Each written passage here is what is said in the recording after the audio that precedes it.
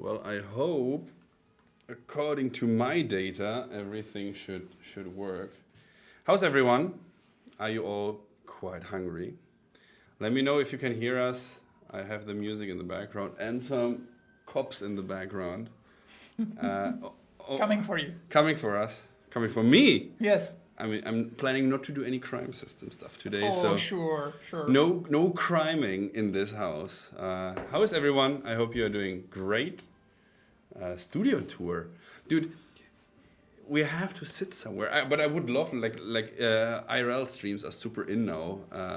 Luke Dale is also doing like real life streams right now. So maybe that's something for the future. We could have like this selfie stick thingy and walk through the camera. And this is where we drink our coffee. And this is where all the great ideas. Sure. But the great ideas usually come in the toilet, right? Or in the shower. And we have both at Warhorse Studios. Isn't that great? True. So, how is everyone? Today we are actually streaming from our, it's still makeshift, but it is already amazing from our colleague Philip, who put everything together in here. And of course, with the help of others as well, of our sound engineers and so on, we have a little new streaming room because apparently you guys like our streams. So someone told us we should stream more. It helps build community or something like that. Which still feels strange that somebody's really interested in us too, Toby. They're all interested in you. It's your bear. The police were coming because you're too hot. Because too hot for school. I thank you for being. Here, look at that Cinderella greetings from Canada. Well, that's a far connection. I hope you have no delay. It's great to be back. We have streamed. It's been a while. Many things happened in between. We were able to release one DLC. That was great. We are right now preparing the second one, Legacy of the Forge. And today we are actually trying to tell you a bit about that. I've been at Gamescom last week in Cologne, which is, one wouldn't believe, but it's one of the last survivors of video game conferences, and it is the biggest in the world right now. I think they had another historic record. With 350,000 or something like this. So, did any one of you guys was any one of you at Gamescom? Is any one of you a Gamescom visitor? And if so, what was your highlights? Did you see opening night live? Some. I've seen most of the trailers because I'm really interested as always. Oh, you're a big gamer, so. Oh yeah. How many games did you play this year? Do you know? Countless. I don't know. It's like, I don't know.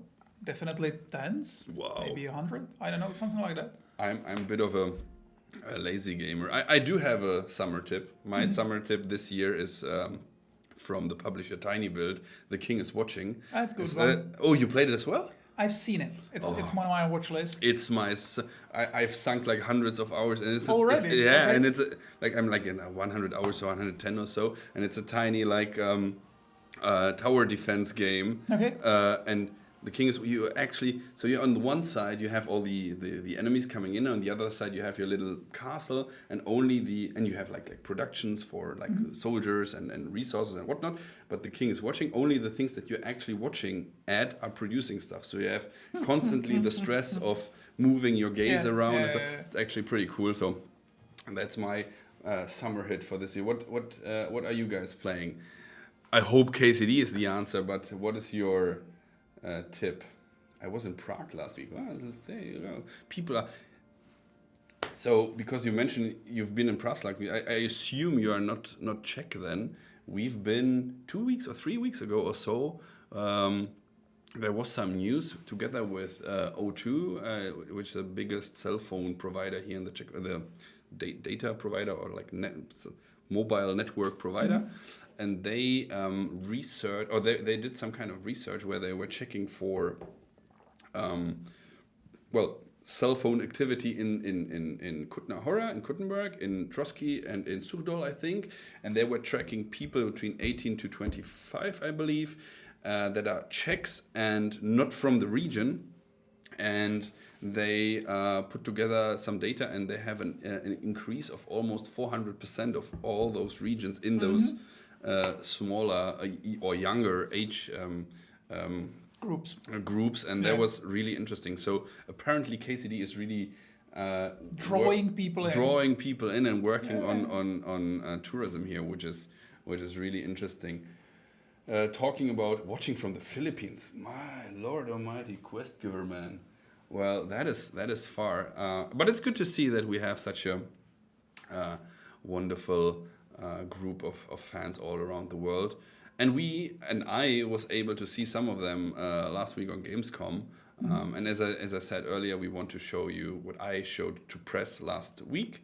I had usually Gamescom works like it's a 5-day event from Wednesday to Sunday. Wednesday is usually press only, and some people who snuck in, I don't know. And Thursday and Friday is both press and public, and then press closes up, and Saturday, Sunday is only public anymore. Saturday is usually the huge event with crowds and everything. Also always sold out first. And between Wednesday and Friday, I was showing Legacy of the Forge. I will have some questions that I got from press I will give you as well, so we can talk about this today.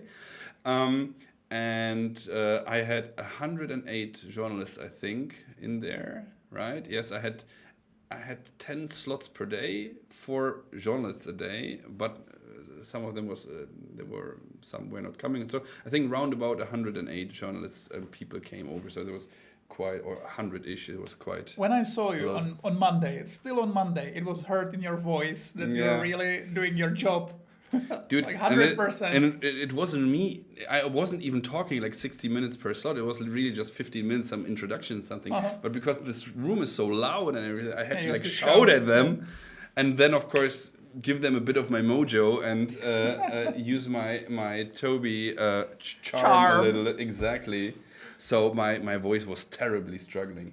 If you guys, so again, we have wonderful moderators in the chat as well. So if you want to try to either ask us something, please put in at Warhorse Studios. It's run by our community managers right now, but I can see the chat here as well. I'm not so good in doing both playing and reading because my playing screen is there and my reading screen is there, but I will try my best to get both. But before we start, I would like to, because we were talking about tourism already slightly, I would like to show you something, and that is, hopefully I managed to open up. Give me a second. I will do this, and then I will do this. Perfect. So I hope you still hear and see me. This is the page Kingdom Come Deliverance kcdlive.eu. So that is our Kingdom Come Deliverance Live page. Kingdom Come Deliverance Live is, funny enough, it's a combination of a group of entrepreneurs, companies, and even the Czech state and Czech tourism and so on and so on. They all put together their powers to offer some kind of, let's say, extended Kingdom Come experience that go beyond the gaming experience itself. So you can see wonderful activities here or different tours and whatnot. And of course, they're not random. We all know of them, and we gave them our holy sigil, holy approval that they can do these things, and they are discussing them with us. So as I said, it's not some random scam stuff, so don't be afraid of it. And if you are around and you are interested in some experience, go for it. You can even see the different locations and so on. But what I wanted to show you was that next week Saturday, on the 6th of September, let me find it here, it's the Kingdom Come Deliverance FanFest in Malešov. And Malešov is one of the, you know it from the game, of course, it's one of the fortresses in which, or it's the fortress in which young Hans Capon is held back, and you have to get him out of there. Prokop and I and the rest of the team got very drunk at this fortress multiple times, and it's highly possible that you might find some vomit spots somewhere from us at some point. There's very little pond there. Yes. And you would think that it can't be possible to swim in there, but it actually can. It is possible. We did it, and it was great. So we did our. We have a long tradition in cooperation with Malešov, and we did our team building in the past when we are less people. We were doing it there. Now we are a tiny bit too big for that to sleep over at that place. However, apparently it's big enough to host our FanFest. So at the 6th of September we will run a FanFest there. As far as I know, 2,000 people are expected there. The tickets are almost sold out. So if you still want one, go for it. You can get the tickets here. Just click on them. It should then work. Buy your tickets and whatnot. Ticket portal and I don't know what. So just do whatever you want. It's 500 crowns, $20. So that would be great. And for those $20, you get really a huge amounts of stuff there's different medieval bands. There's Jan Walter himself, so the composer of the KCD music. He's doing a little. How should I say it? Let's call it a teaser for something that happens even later. I will talk about it later. But you can get some Jan Walter. Oh no, that's a talk. Here's the concert. But you get the gist, so he will do a little concert there. I have a tiny little surprise for you ready as well in the evening. Of course, again, these things can still change and be shuffled around. You never know, there can be last minute change, but all in all, I think there's a huge amount of stuff you can expect, and for $20, we sell tickets not to earn money on that point, but to make sure that we regulate how many people can get there. We didn't want to have overcrowded stuff. There will be free stuff, a lot of free stuff as well, horse riding, archery, crossbow shooting and so on. There will be a Farkle tournament. So really cool stuff. There's even a little map here. So as you can see, there will be really, really cool things. And I will actually go there tomorrow. I will shoot a little introduction or invite video as well. So check our social media, and you can really if you want. You will meet the team. I will be moderating it. Our Warhorse people will be there. We will hold some presentations and everything. Prokop, will you be there? I'll try. Great, good enough for me. Because it seems to be a nice. Yes, really I think it will be really cool. So if you're interested, go for it. FanFest in Malashov, and a week later, on September, it's actually 11 days later. September 17th here in Prague is the Kingdom Come Deliverance II concert. So it's just Google KCD2 concert. You will find it really quickly. And you can buy still tickets. It's almost super sold out. There's let me check. No, that's parking. This is the ticket thing. Let me check if there's still something left. Let me zoom in. Is there something? Okay, there's something here on the top.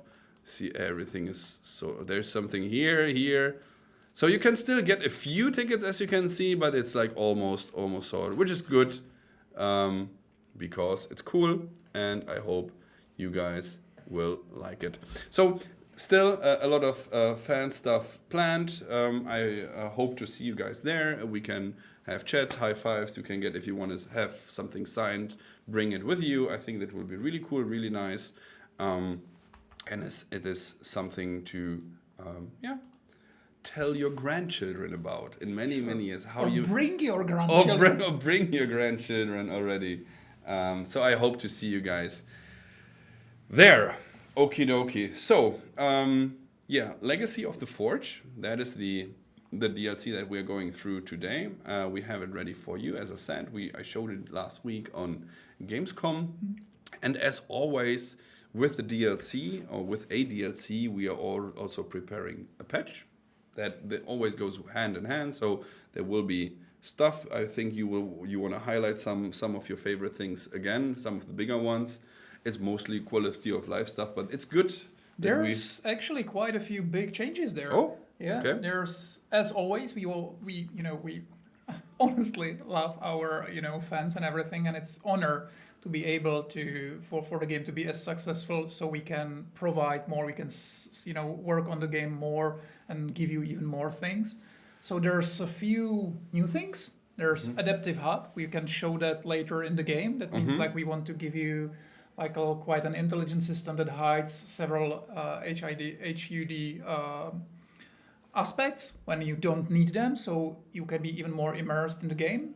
And there's improvements to the photo mode. So that's another big ones. And there's, a lot of, balancing things. Halberds will be way more stronger. Lockpicking is more balanced, meaning that it will be easier at the beginning. So to getting to that minigame should be easier. But it's actually harder at the end game when it was way too easy. So now getting to the very hard chest will be even harder. We also have many first-time chatters. So, hey, Brain Buster, God, I wish I could go. Yeah, you can. It's just a flight ticket away usually. Dahlia and 7 looking forward to it. So hey Dahlia, looking forward to see you then on some of the events. Here, Anye 22, greetings from Prague. He's almost as if he would be with us. Isn't that nice? Add fishing. In our hearts. In our hearts. Manuel Tonino, add fishing. Well, we thought of fishing, but it was on the list of early scratches, unfortunately. Yeah. So fishing is not planned at all. Ellie Concordia, hi. Hello, Ellie. Nice to see you. Nice to have you all in the chat with us. Okie dokie. Let me now jump to this screen. This is what press saw when they were coming into my booth. Well, they saw my wonderful mustache and my wonderful face, but they had this screen in front of them. So we see the new logo, Legacy of the Forge, step into the world of 15th century Bohemia, story-driven RPG, for those who didn't know. One would assume, that is a funny story. Can I get some water first, please? Sure. One would assume that journalists that are booking an appointment with me in my little booth for DLC number 2 of Kingdom Come Deliverance, that they know Kingdom Come Deliverance. But I assumed wrongly. Okay, it was only one person, but it was super funny that I did my presentation assuming that everyone knows exactly what I'm talking about, and and you do this and that, and then he was playing for like 5 minutes or so, and then he was looking at me like, how do I do this game? How do I play this game? I haven't played neither KCD1 nor KCD2. I said, well, that is a bit out of my capabilities at this moment, because I had to run around and help everyone, but couldn't give him the one-on-one on KCD. So I was like, hey, you know what? With number 1, you pull your sword, go and try and fight with the villagers here. There wasn't much I could do at this moment. Yeah. Okay. Anyway, let's start. But first, before we actually start with the gameplay, I have a question for you. Mm-hmm. Can you tell us something about the name Legacy of the Forge? Because when we announced that the DLC is going to have this name, some people in the chat, because it's like always in KCD with all the mini games and the features and whatnot, that some people love the stuff and some people are not so fond of it. But on the other hand, I think the great strength of KCD is that you don't have to do any of the mini games in order to we like to give you options. Exactly. Loads of them. But we don't like to force you into like specific aspects of the game. Exactly. And people were afraid that there's like a blacksmithing DLC. No, the DLC gives you a lot. First, regarding the name, just a little tiny spoiler, tiny one. You might know that your adoptive father, or Henry's adoptive father, used to have a forge or worked in Gutenberg. Martin, right? Martin, yeah. Exactly. Mm-hmm. So we wanted to give you like a strong story, which is in the DLC, and we wanted to for you to explore what your father actually did in Gutenberg and how that went, and if he left some unfinished work that you could finish. And that's exactly what will happen in this DLC. Mm-hmm. So that's why it's Legacy of the Forge. Mm-hmm. So if you just enjoy the stories we tell, this DLC is for you, definitely. There'll be a strong story that you can just follow the story, enjoy it, everything you're used to from, Warhorse Studios and Kingdom Come. But we also... There's always a but. Yes. But we wanted to give you something new that hasn't been in the game yet. And we know that the first DLC for Kingdom Come 1, From the Ashes, was very popular. So we wanted to do something similar. So we will give you an actual forge that you will be able to manage and improve. And there's a lot of activities around that. So if you want to if you maybe don't really want to do more quests, you don't have to that much. You can just enjoy building your own place in Gutenberg. Okay, that sounds good. And as a matter of fact, I even have because some people mentioned what happened with the music. I'm just turning it on and off because I was like skipping between screens here and I forgot that I'm messing with the music. But as a matter of fact, since you talked about it, we have a little new teaser. So let's check it out. Let's watch it. Just in case you don't remember.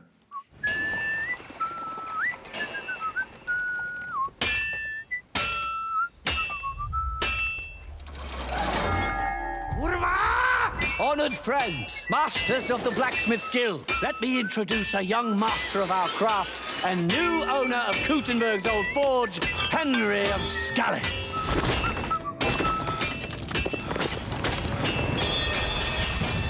Ready? We can begin. So a nicely placed curva there. Exactly. As it always. needs to be there. It improves everything.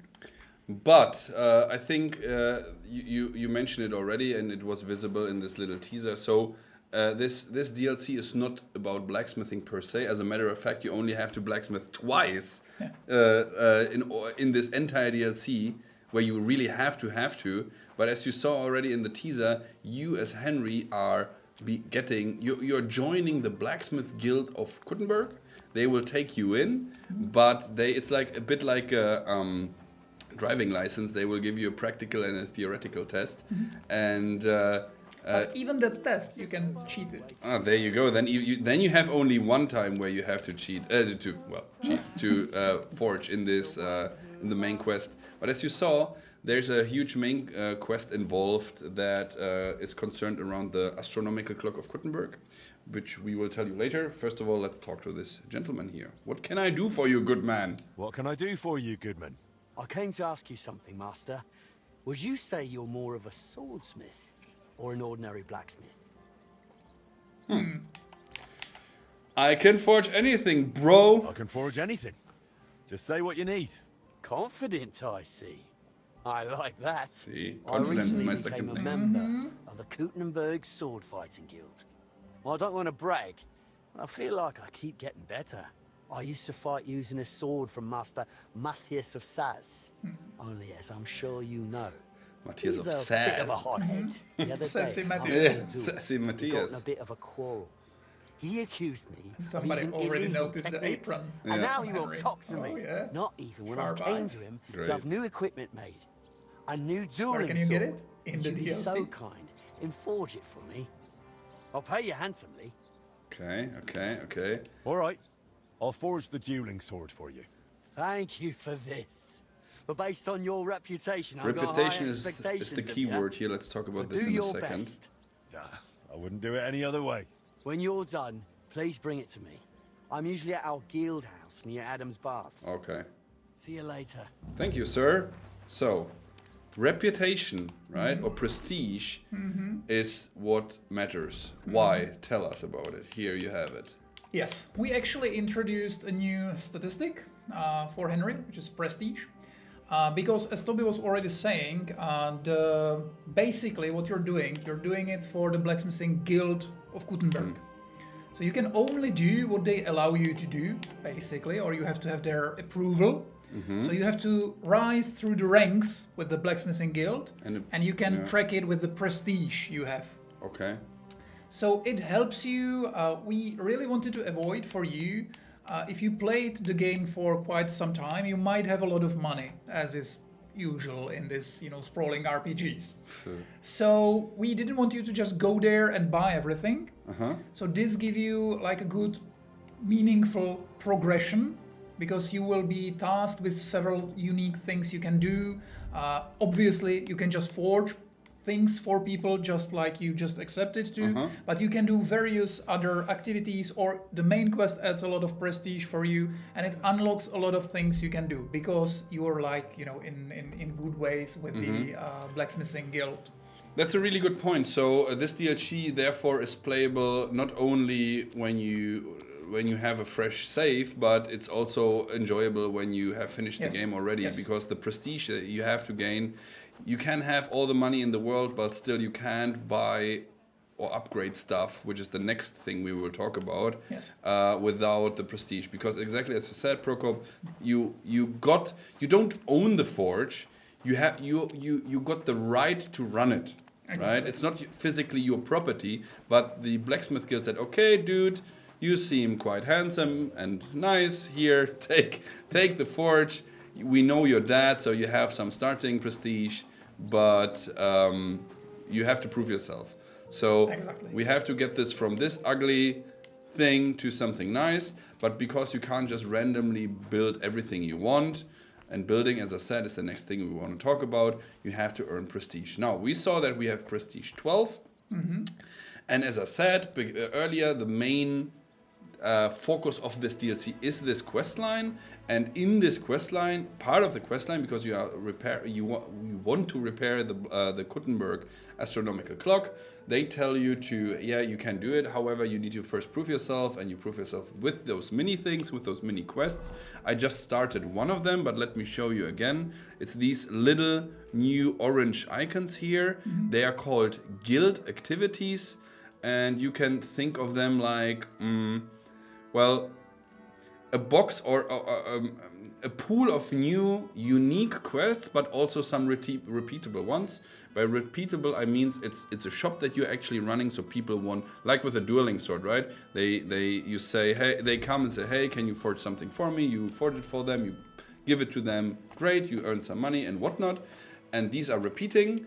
But then you have also some unique quests that are only appearing once, and Yes. if you win, then fine. If not, then goodbye. And as I was saying before, if you really just want to enjoy the new, storyline and big events and everything, you can. That's fine. But if you really want to get immersed in how a craftsman lived in Gutenberg, this is the option we are giving you. You can really, if you want to, you don't have to, but if you want to, you can really spend a lot of time just building up your prestige and doing all those activities, either with the blacksmithing masters from the guild or other people that can help you gain the prestige and improve your forge even more. And somebody was asking in chat if it's only in Gutenberg City. No, it's all over the map. I think I've never seen how someone put a whole chicken in the pot, so wow. The first time, I love it. Middle Ages. You were talking about the adaptive hut already, and we can see part of it already. You Yes. see how the stamina bar and the health bar is gone, and how the compass is really impressive. And now run, if you will run.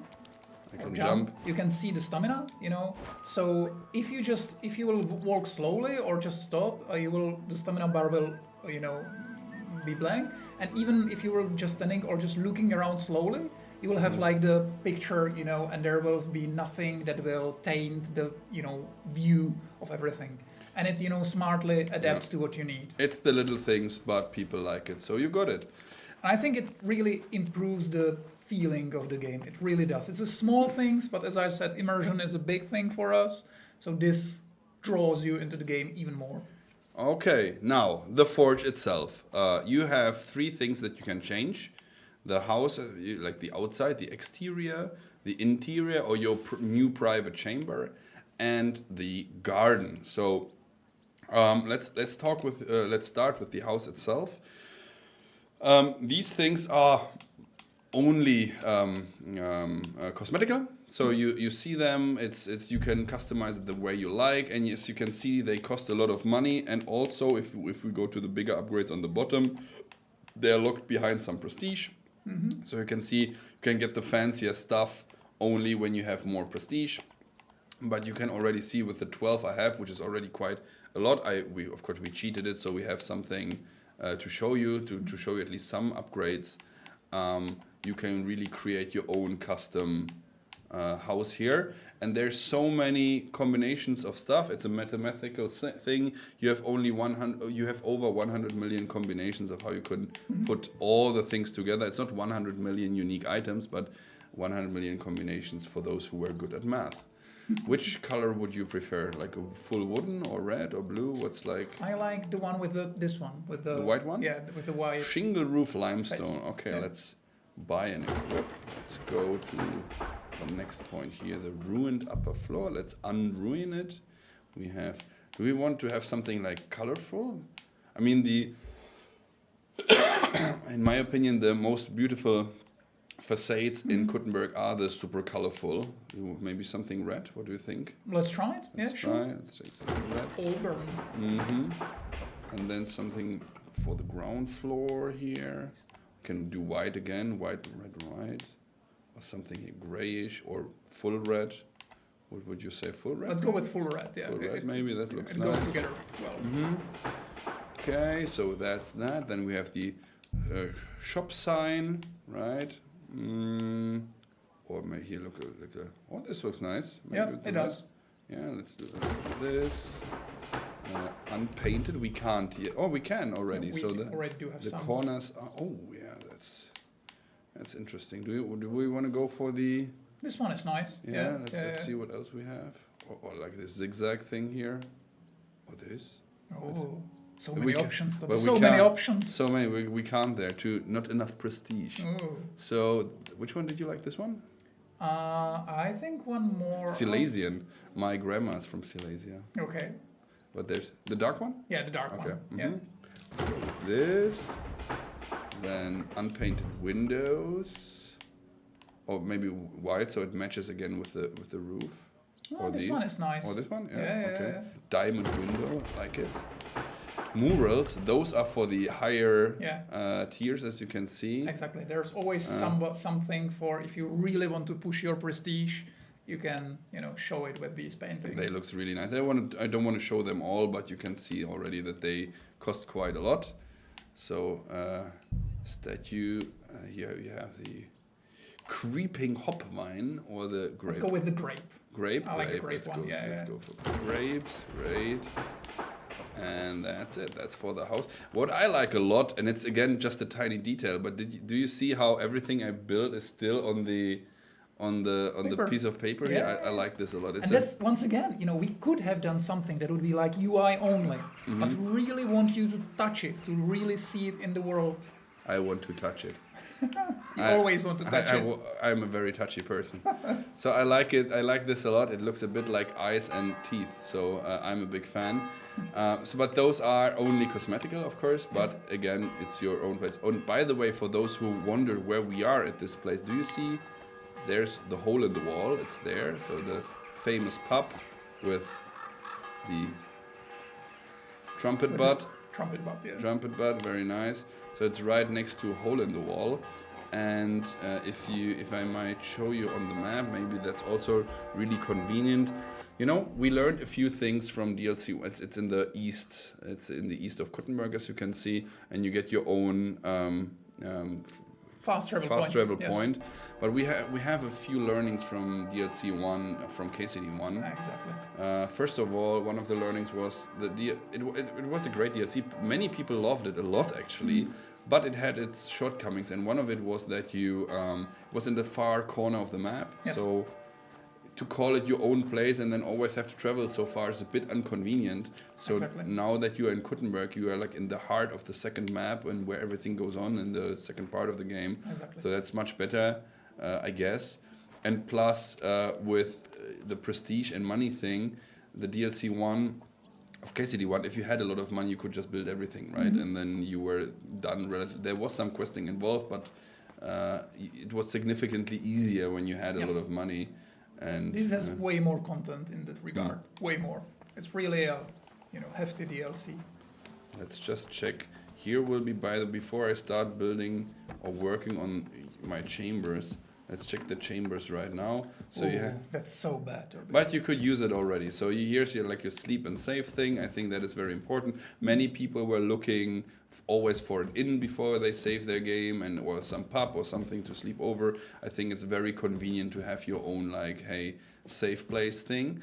And now it gets very interesting because here in your chambers, the things are not cosmetical anymore, or not purely cosmetical. They start to be also functional. Let me take this, and as you can see, there are hooks on the wall. So first of all, that ties in very nicely with DLC 1. Let me see if I have anything in anything fancy. I don't, unfortunately. But if you have any fancy shield or anything, you can really put them here on display. And I think that's actually very, very neat that you can then put your favorite weapons, your favorite stuff, common longsword here and really decorate your own room. And there's 3, 4, 5, 6. So there's 7. Is it 8? So 3, 4, 5, 6, 7, 8. Yeah. 8 hooks, so you can really put the stuff you like here, which is pretty cool. We do not have, unfortunately, an armor rack. Is that correct, or do we? It is. We don't. We don't have an armor rack, but at least weapon and shields. So it's something, and again, you can play with it. Talking about the chambers, so let's show you what I mean when we say that they are functional. So again, we go to this thing here, to the blueprints. Sorry, somebody in the chat is asking if random NPCs can steal your stuff. We were actually thinking about it and thinking about what will that do, but it would be too annoying. So no, if anything in your room is safe. We thought about many things. We also thought about the paint here from the outside. So I can maybe spoil you that we were thinking, because of immersion, that if you paint your house or something, that there would actually painters be coming and started to paint your stuff, and it would take a day or two or whatever, some in-game time. But then we said, hey, this might be later some of the features that sounds great on paper, but when you have to play it, it could start. It would be only cool once, we believe, and then it loses its charm. So at the end, we said, hey, we do it instantly. It will be much better. Okay, talking about the chambers. So as I said, house, chambers, garden. There's 3 things you can change. Let's talk about the chambers and start with the bed. I told you some of the stuff is cosmetical, some of them is functional, and the bed is, for instance, one of them. And you can always see on the bottom, you see the yellow line there. If you sleep in the bed, blah blah blah, overdo it with drink and pass out, it always wake up in this bed. Cool. If you play, actually quite a cool thing that is for fast travel. That's a very cool, strong fast travel thing. So and it works in hardcore mode. Oh, does it? Mm-hmm. Okay, there you go. Make hardcore mode less hardcore, or you get like hardcore drunk Henry all the time. But that's actually cool. You know, it's the little things that are actually funny here. So here, if you overdo it with drinking, you wake up here. Or for each hour of sleep, over a maximum of 8 hours, you gain 4 bonus more reputation. This is your survival gets better. Here's like your skill check difficulty is a bit easier. And you can see that the different beds, you don't only go for the most expensive one is the best one. You go for the one that benefits your playstyle most. So right now, here the most expensive one, as you can see, this gives you extra stamina. This one, in my opinion, is pretty strong because stamina is something you always need in pretty much all combat situations and so on. So let's have I take the blue one, I like blue color. You can have now a bed, and as you can see, for a full hour, if you sleep 8 hours in there, you gain 20% extra stamina, which is quite strong in my opinion. It really is. You know, stamina is also basically a shield of HP in our game, so it's pretty strong. So Prestige 13, I can't do anything here. These are only decorational, so we have a lot of money, so I'm just buying all kind of stuff. But you see, some of the stuff do help you, some of the stuff are decorations. Here, for instance, the leaky barrel, if you take the kneeler, you can actually pray in your little room and you get random stuff, which is also funny. Let's take that. Or a wine barrel, which is an old chest. Makes your chest more fancy schmancy. Let's take I like this one. I think in today's St. Barbara church in Kuttenberg, there's a chest like this standing around. I think it's fake, but still it looks cool. Yeah, but you know, all of that is based on real historical items. We didn't forget our roots. The tables, again, are helping you with something. So eating fruit and vegetables restore 10 more health. So this makes your items stronger. Here you can prevents the first fracture you would otherwise sustain. So you can jump off cliffs and don't break your ankles. And some of those are really funny because it really prevents the injury from any height. So I'll definitely expect to see some really funny videos of people jumping from high places. Do you? Okay, that's a good tip actually. So here, this is a merchant table that makes like selling and buying stuff more profitable for you, which I think is pretty strong. And then we have more again, of course. So I will go for the green merchant table. There you go. And what else do we have? Pile of junk. This gets interesting. So there's a lavabo, who no one knows what that is. Candlestick. But we have a little raven here. And the little raven, I don't want to talk too much about him, but he is a new, well, friend in a way. Yes. Yeah. Some ravens were smart. Maybe this is. Well, Who they are knows? still super smart. Those they remember your face and they are attacking you when you're bicycling around them. They are It smart seems like little you're talking my from father, experience. my father was bicycling to work for years, and he somehow pissed off some raven family or whatever, and they started to attack him every day, and he stopped bicycling. So the ravens won. yes, smart little bastards. So yeah, you can have a new little friend here. So, but we can't. It needs a lot of prestige. And it is really a nice end game item. I think people will enjoy the raven a lot. It took some effort to put it in the game. And guys did it. I really want to spoil shit, but I can't. It's but the raven is really fun. Yeah. So I have no money anymore. That is sad, but don't worry. It's the same in the game. Like in real life, exactly. I'm out of money. But Toby is an old cheater, and because I knew my journalists that are coming to Gamescom that will spend, like me, everything on upgrades, they will run out of cash really quickly. So I told them find the golden egg, and I hit 10,000 groschen here, and I really hope we won't forget to take this out of the DLC. The secret stash. The secret Toby's secret Secret Gamescom stash. Exactly. We should do an Easter egg about that. Quite literally. We might actually. So what's more here?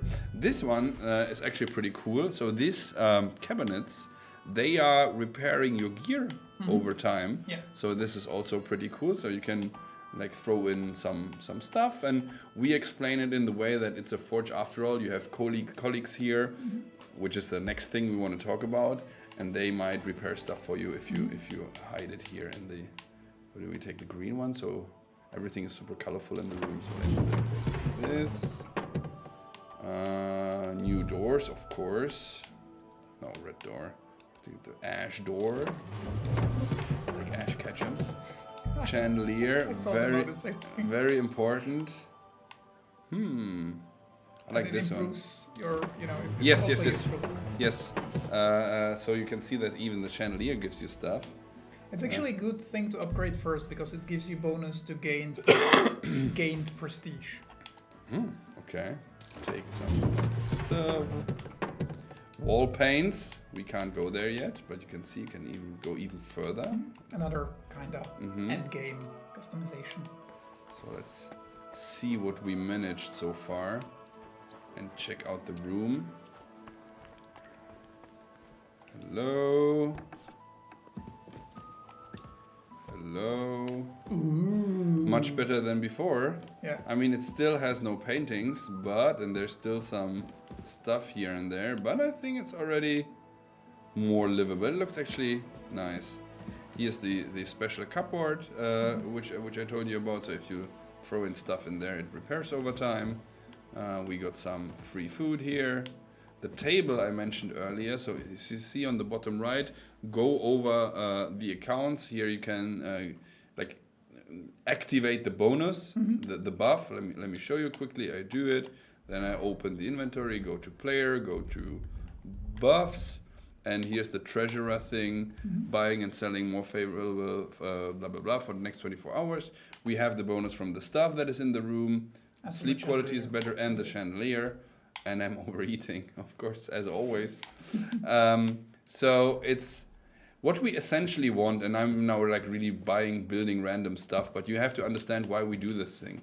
I think the essential part here is, or what we actually want to do is that you create your own home, your own headquarters, your own place to go, like your little kingdom in a way, right? So you have everything at one place. You have your own bed that gives you buffs. You have for your playstyle the table that provides some bonuses. You have the decorations from the outside, of course, but it's a shop after all. So people will come to your place. They want to buy stuff. They want you like the dueling sword. Hey, there's a little quest. You get money from that, and so on and so on. So you are essentially creating Henry's or your own home, your own kingdom. And because there's so many combinations, I'm really looking forward to see how people created their own place and put in the shields in here and whatnot. So I think it combines well with the DLC 1, because there you can paint your shields with unique pictures, so you can decorate your room even more with that. So yeah, and I'm a big fan of that, because I think from what we saw on the Reddits and social media is the two things that people wanted most so far from KCD was spending money somewhere, like getting rid of a lot of cash, and owning something. And I think this will address exactly that. Let me just check if yeah. Okay, sorry, that was a quick hiccup because I have to check something now. Should be good. Back to the game. Back to the game.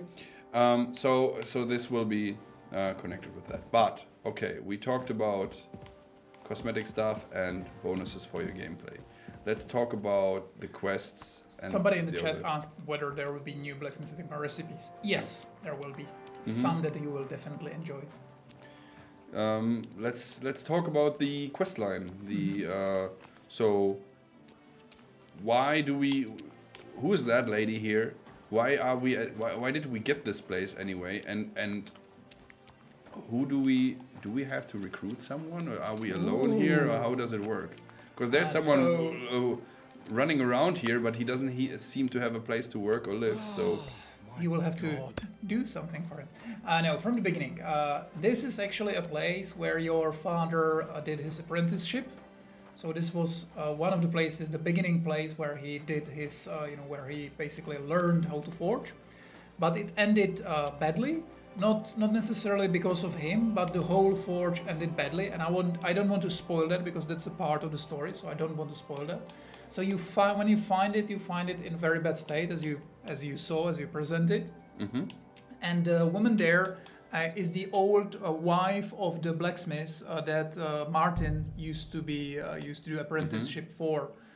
The old blacksmith is dead, but she remembers a lot, and the blacksmithing guild still let her live there. Mm-hmm. So you can help her, you can earn your prestige with the blacksmithing guild, and while doing that, you can learn more about what Martin was doing in the city, why the forge ended badly, and how that connects to the clock on the square. Mm-hmm. So the astronomical clock, we saw it in the little teaser. And because you can't run the store yourself, you have to have friends, you have to have comrades. And what I like a lot about this DLC is that you essentially getting back the old crew of your dad, the old comrades, the old friends, the old co-workers. But as always in Kingdom Come Deliverance, they are now all drunkards and hobos and spread around the map. So there's a lot of funny questing around them where you have, for instance, get them sober. Yeah. But we have to talk about one little thing here, and that's the one I ended on right now, the Armorer's Shelter, because there's some rumors right now floating around and some misconceptions which we want to make clear. So Henry stays a weaponsmith and stays the only thing that he can forge, even though he can forge more weapons now in the new DLC, it's still he remains a weaponsmith only, plus horseshoes and quest-related stuff. Yes. But the Armorer's Shelter, the one that I'm building in here right now, maybe you can say something about that or about the people that are moving in. Yeah, I don't want to say anything specific about the people, because once again it'll be a little spoilers, but yes, you can actually invite people into your forge, and they are not just NPCs that will just live there. They will provide very vital services for you, and one of those people will allow you to have some armors forged, but he will do the forging, not Henry. But it's again with some blueprints, right? Or yes, something? Yes, exactly. Cool. So you're essentially finding blueprints somehow in the world. And Yes, and you can give it to them, so it's something you can find new things. Some of them are, locked behind the activities you need to do. So there's this, funny progression when you find new things. You bring it to him, you see what he will forge, and stuff like that. So it's really, I think it's really, well thought through. So as I said again. So the outside is cosmetical mainly, the inside are giving you buffs in some form of shape, and these outside things are either quest related, like the buildings that we built here. Look, it looks much nicer now, and this Stander the Fly, not talking too much about him, has a place to work at this moment, and you can see that everything shapes up nicely. And when I mentioned earlier that you have your own little kingdom, what is important is that you have now all the mini games is maybe the wrong word, but all the RPG, all the features of the game are somehow at one place right now. You can see the smokehouse. You can There's see the dice mini game. There's the alchemy bench. Exactly. Maybe a little. I don't have any items. There's another little thing we added in the badge. You can now smoke all the items. There's like select all now. It's a little quality of life addition we added in this badge, and the badge is filled with these things. But I just saw the smokehouse, so it's worth mentioning. So there's beehives, which everyone knows that they're by far the best food in the entire game. Exactly. So you can everything farm the honey. Everything under one roof. There will be a little garden here, and I don't have enough prestige to build on that, so we should probably work on that prestige. But before we do the little work, I wanna chill a little bit. Ooh. Oh, so wonderful. Isn't that nice? It is. And when you have the garden there, and this is the new photo mode. There was already a photo mode in the game, as you know.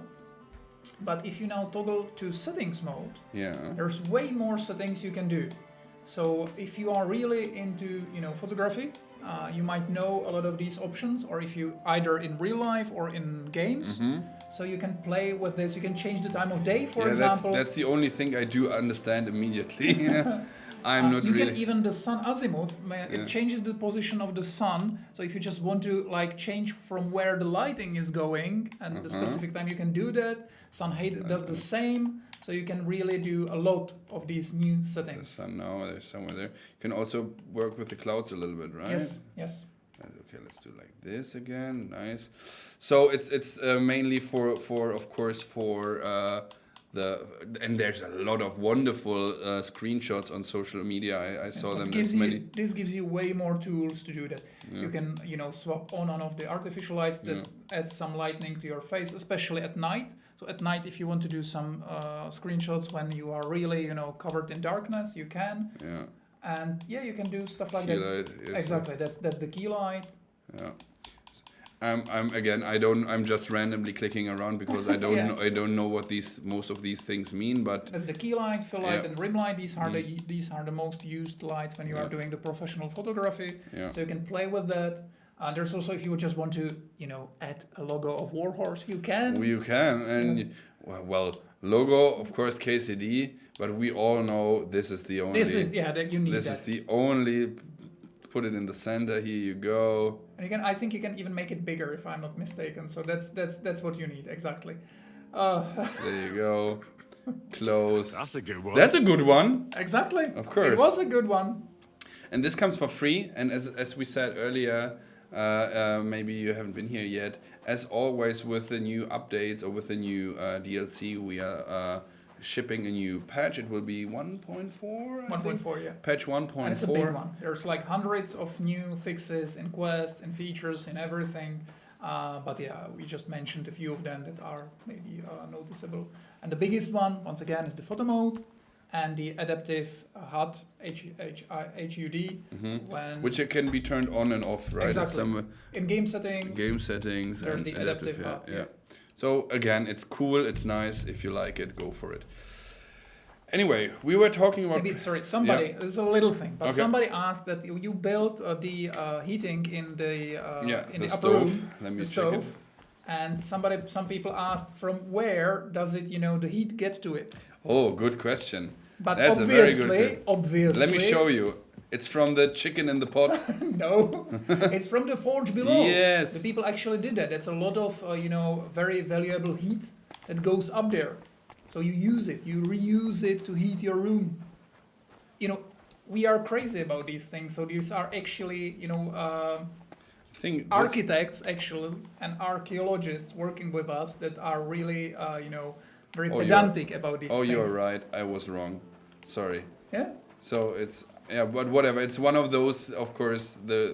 And that is usually why the in the Middle Ages always the kitchen was down somewhere in the bottom floors because everything above that was heated up.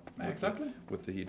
They call it also black kitchen because of the I don't know how that is called. The smoke on the wall. Yeah, the smoke on the walls. walls. Smoke gets on the wall.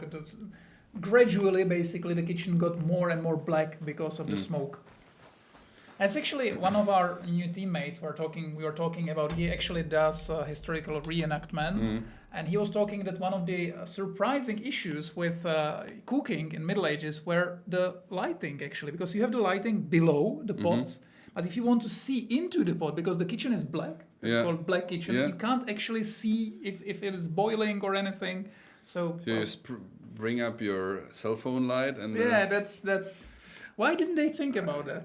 Stupid medievalists. Yeah, exactly. So this little outfit here, you mentioned already, and chat already found out. So that's a new DLC outfit here for Henry. This wonderful apron here. Let me find it. Where is it? The blacksmith apron, and the little MJ does not stand for Michael Jackson, even though I would like it. Maybe it does. Maybe it does. Maybe it's a secret, shows our secret love for pop music. But it's not a secret. It's the Michael Jackson apron. Do you chat know what the J's... I mean, you might already know it from the regular game because it's the highest blacksmithing... like if you have this tier, if you have this perk that gives you like this extra level of quality, you have like bronze, silver, gold, and then Henry's quality. Do you know what the J stands for? Knows. It's Jindřich. Indra, exactly. Because in Czech, Henry is called Jindřich, starts with J. But it also works in English because it could be Martin and the Junior. So it works in English as well. But the original is from Jindřich, from his name. But when you wear it, you get a little bonus, right? Or do you not? I'm not sure with the apron, definitely with the gloves. Oh, maybe even with the apron, but I'm not sure. Well, you get bonuses, as always. That's not the right one, is it, though? No, these are not the blacksmithing gloves. You get blacksmithing gloves. And as always, if you have the full set, you know how KCD works. Yeah. Anyway, so earlier in the beginning of the game, I got a little quest, wrong sign, journal, and I was talking to this random dude who was standing in front of our... forge, and this is one of the repeating minigames. So let's go through some of the guild activities, and it's a regular blacksmith commission. So someone comes, wants to buy something or wants to order something, we have to blacksmith it for him. So I will now, of course, super ridicule myself by botching that sword, but I will try. I found out on Gamescom that you have to have at least silver quality, otherwise he's not accepting it. He told you he's expecting a very good quality. Oof. The challenge is real, and we have to forge this a longsword thing. But as we told you earlier, and that is maybe the important part. Let's check again the map for 1 second. In every evening, these little shields, these icons are vanishing, or at least some of them are vanishing, and the next day will be replaced for others. So the activities are changing. It's not like you end up with only blacksmithing tasks and then you are stuck because you hate them and you don't want to play them. You just wait a while, do some other quest, go somewhere else, go explore the world, right? Be adventurous, right? Kill bad guys or good guys, really. It's whatever up to you. Be adventurous, and then come back at some point and then go for the activity guilds you like. And I want to go through some of them to show you how this works. Let's start with the first one. That's actually really basic. Hey, forge something for me. Though that is something for the lovers of. Oh, I cannot forge it because I don't have the sketch yet. So let's learn. This is a dueling longsword. Yes, learn. Yes, let's go. And very handy that I already have all the ingredients. It feels like somebody prepared the build for you. Oh, that is so nice of you. So let's hope, dear blacksmithing god, that I don't botch it. So, and this is, but as always, you have to blow first. So let's blow a bit to get all hot and sweaty, steamy.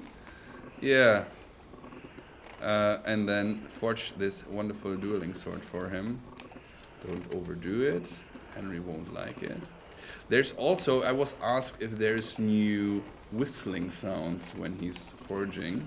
Oh, for fuck's sake. Oh, for fuck's sake. They're not actually. Burning. They're not, but there are no whistling sounds, but Jan Walter was cooking anyway, so there is actually new music around the forge, so you have new stuff there. Yeah. It's not whistling sounds though. Oh god.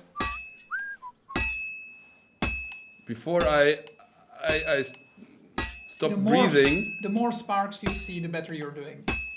But I was holding my breath because I heard. You can turn the sword. I know, but I'm now right in the rhythm. I'm nervous. Okay, rotate the piece. Let's go. I'll never finish it like this.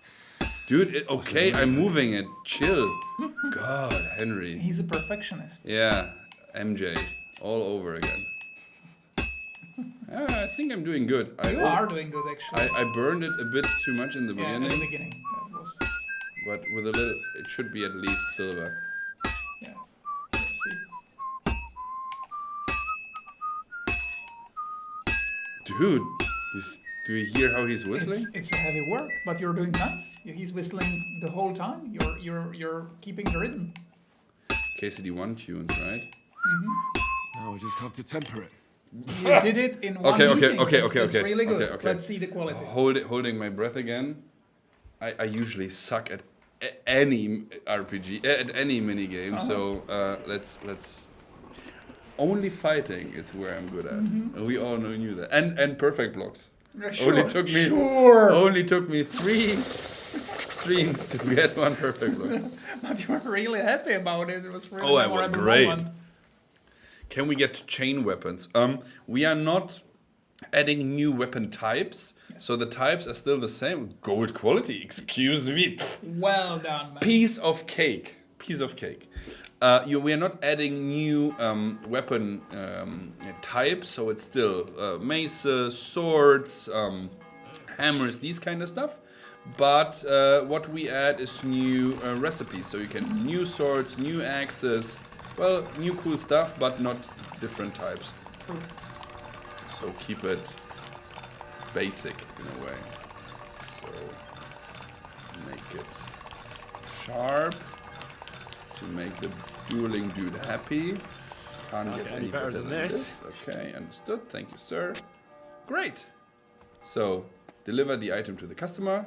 I will do that, but before I do that, who are you? You're standing around here all the time. What do you need?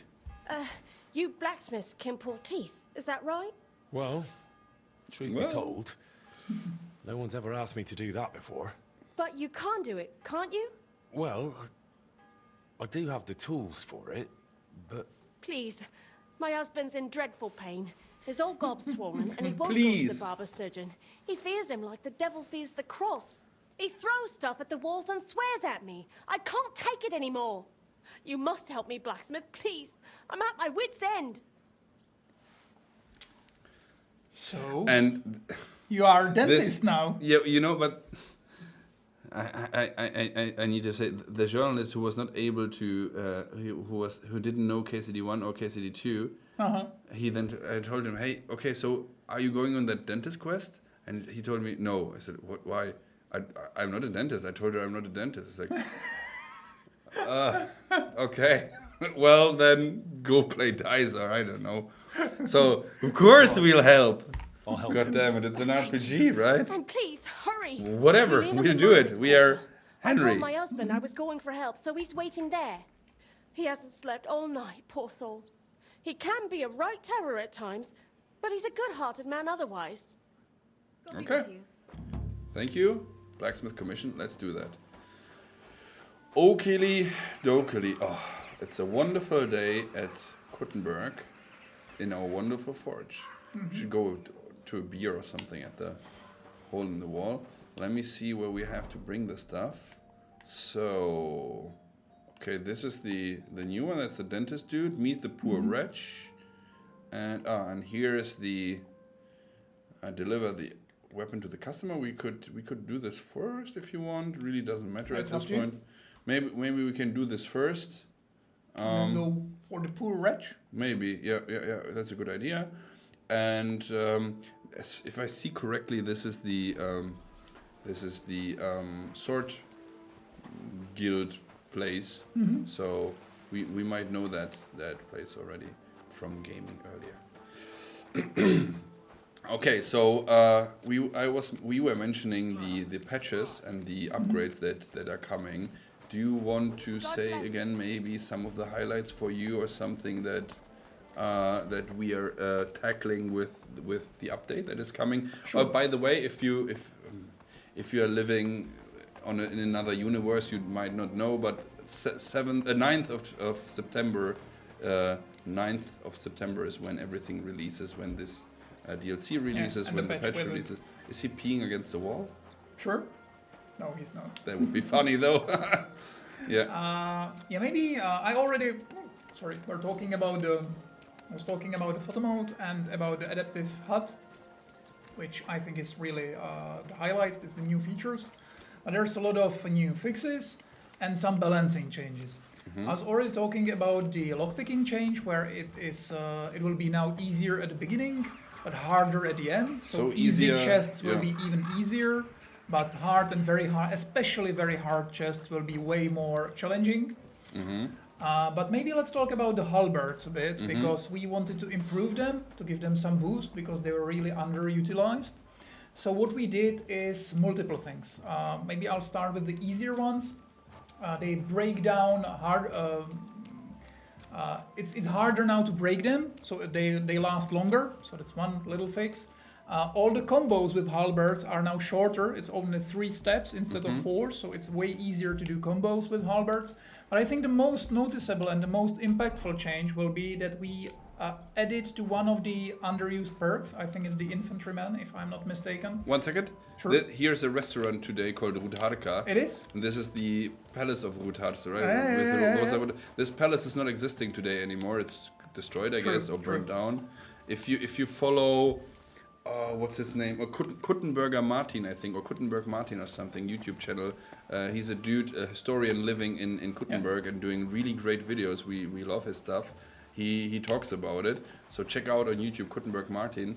And today there's a restaurant here which is actually pretty nice, and this is Rosa Ruthart's palace. It's always nice to explore it. And I figured out from this side you can't really recognize it anymore, but this alley here is still existing, and this is the gate into their beer garden. So that's the beer garden. It's a really nice place. Yeah. I was there. But you know, today it's much more steep. The road, but some of that. Yeah. Sorry, anyway, I'm just finishing with the halberd. Yeah, there's the perk that was already in the game, Infantryman, I think it is called. And now if you take that perk, it will be way easier to go through the enemy's block, because the halberd gives you the distance, and the heaviness of the weapon will make you go way. It will be way easier to go through the enemy's blocks. So that's I'd say pretty noticeable buff to halberds. But be careful, because it's also noticeable for your enemies.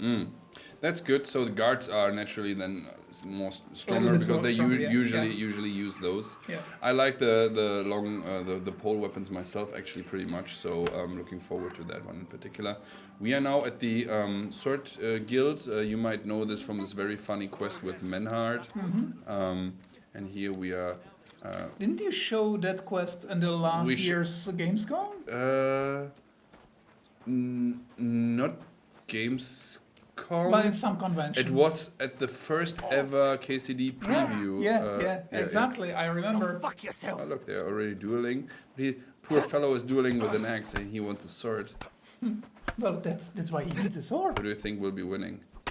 With nice one. Yeah, but they have wooden weapons. I don't think they will manage. Dude is really good, actually. Look at him. Yeah. So the one on the left, the green one here. Nice dodge.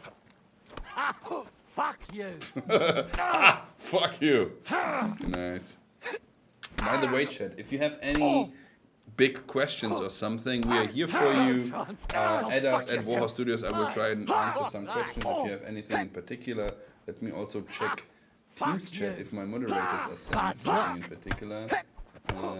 No, seems all good. No one's complaining. Great. No chance. Great. Everything seems fine. So good. If you have any burning questions, let us know. And we will try and answer whatever is possible. Will the Kuttenberg tourney be fixed? There's actually quite a lot of fixes for the Gutenberg tournament in this patch.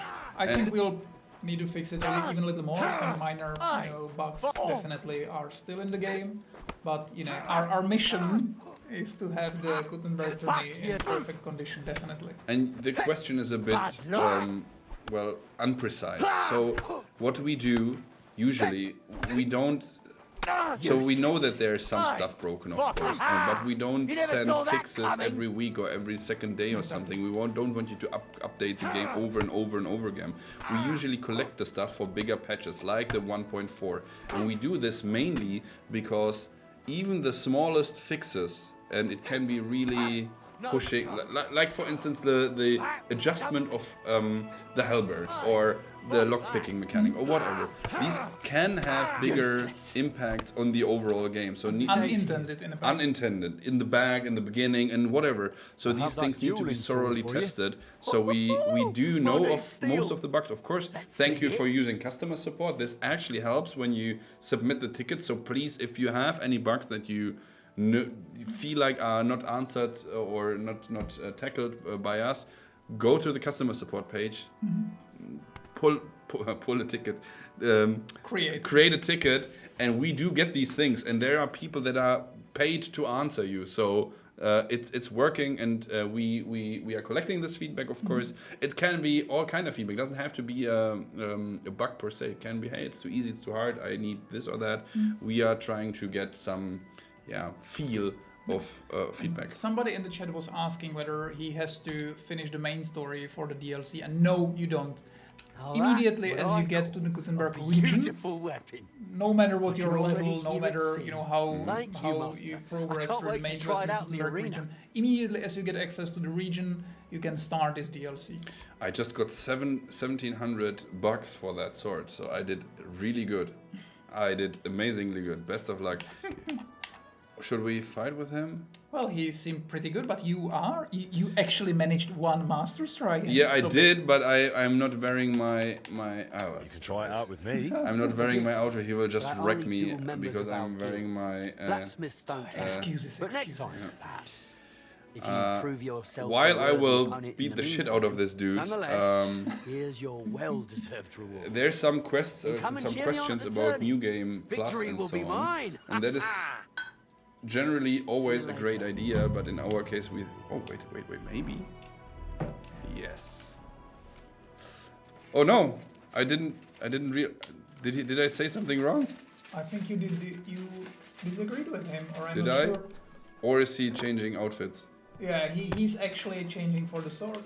Because this is the sword you forged for him. But I think you refused, if I'm not mistaken. I have no idea what I did. I didn't read it. As you can see, he's now but wearing he's now wearing the sword. Yeah. Cool.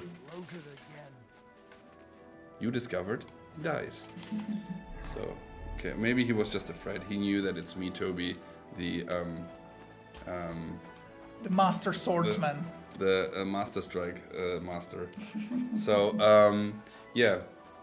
New Game Plus. What do you think about that? It's actually something that we would like to do, but it definitely won't be in patch 1.4, the one that's now releasing, because it's surprisingly harder to do than you would expect. We just don't want you to start the game with the stats. For it to be a challenge, we would need to improve your enemies and all the skill checks and everything. And that's surprisingly a big amount of work. So we're still thinking about it. Yeah, honestly, my opinion as well that KCD is not the ideal game for a New Game Plus. I think Dark Souls is a great game and these kind of games are amazing for a New Game Plus. There it makes super sense, or Diablo and these kind of things. but because KCD is first and foremost a story-driven RPG that has this as a focus, I don't think it's the best fit. But you heard it first on our stream today. New Game Plus is at this moment not planned, not even in the making, but it is definitely on the keep in mind list for definitely. Future stuff eventually. Definitely. Okay, that question actually came here through Teams. Gabi, if you listen to me, if you have anything burning, send it through Teams. So, please add Skelett's heraldry on a Waffenrock. There's many things that people want. Maybe this would be best for modders, in my opinion, actually. If I'm not mistaken, there is a mod for that. I'm not sure. I go through the mods regularly for the new ones and everything. And I think there was something in pros or in the Twitch drop or something where you could get. Maybe I don't really Scarlet stuff. follow that, but I do check the mods once in a while, and I think I saw something like that. We have. I wanted to go to the dentist thing, but we have this dude here in front of it, Jirsa Martin. Martin, hello, and we have a little dice quiz. This dude here, let's play dice first and then see what happens with him. Come to show you how blacksmiths throw. We will be teleported now somewhere, which seems odd at this position at this moment. But it has a without a badge. I don't want a badge. I want just regular, like masters, whatever. Let's play. Let's play. And we are now sitting in another room, which we will talk about later. So. Do you know by heart what these dice do? Let's take them all. I have no idea. And Painted a lucky die. Devils, I think that gives you more sixes, but lucky, painted, and heavenly are good. Yeah, I don't want more sixes though. So yeah, I don't. I wouldn't use Devil's Head. Yeah. Okay, let's go. To the task. Can already see that we're in some fancy hall, but let's talk about this later. So my amazing. Oh god, no, that's sixes, right? Great. 650 score and pass. I'm not feeling actually pretty well. Let's see. I'm not confident right now. Dude, what the heck? That's as far as I go. I think he's cheating. Mod support for consoles. That's a good question. That's a very tricky. I see there's two at once. I just take one though. Yeah.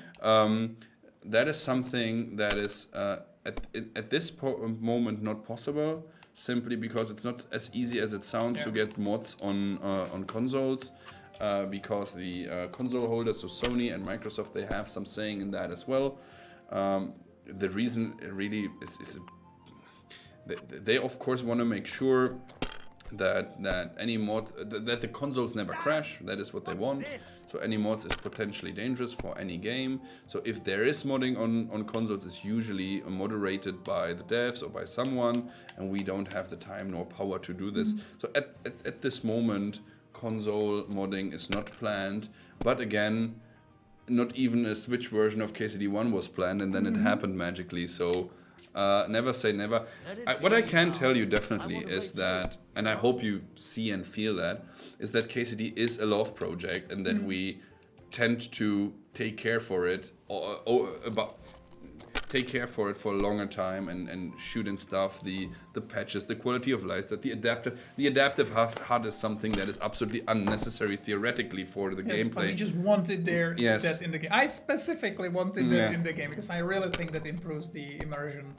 And as Tobias was saying, it's privilege to be able to work on the game that we love, and to really dedicate the time even after release to make the free patches, the improvements, the fixes, and even the DLCs and the lineup of the DLCs. We are releasing a DLC every 3 months. Yeah, that's I honestly think that's a really strong lineup of new content. And tough time.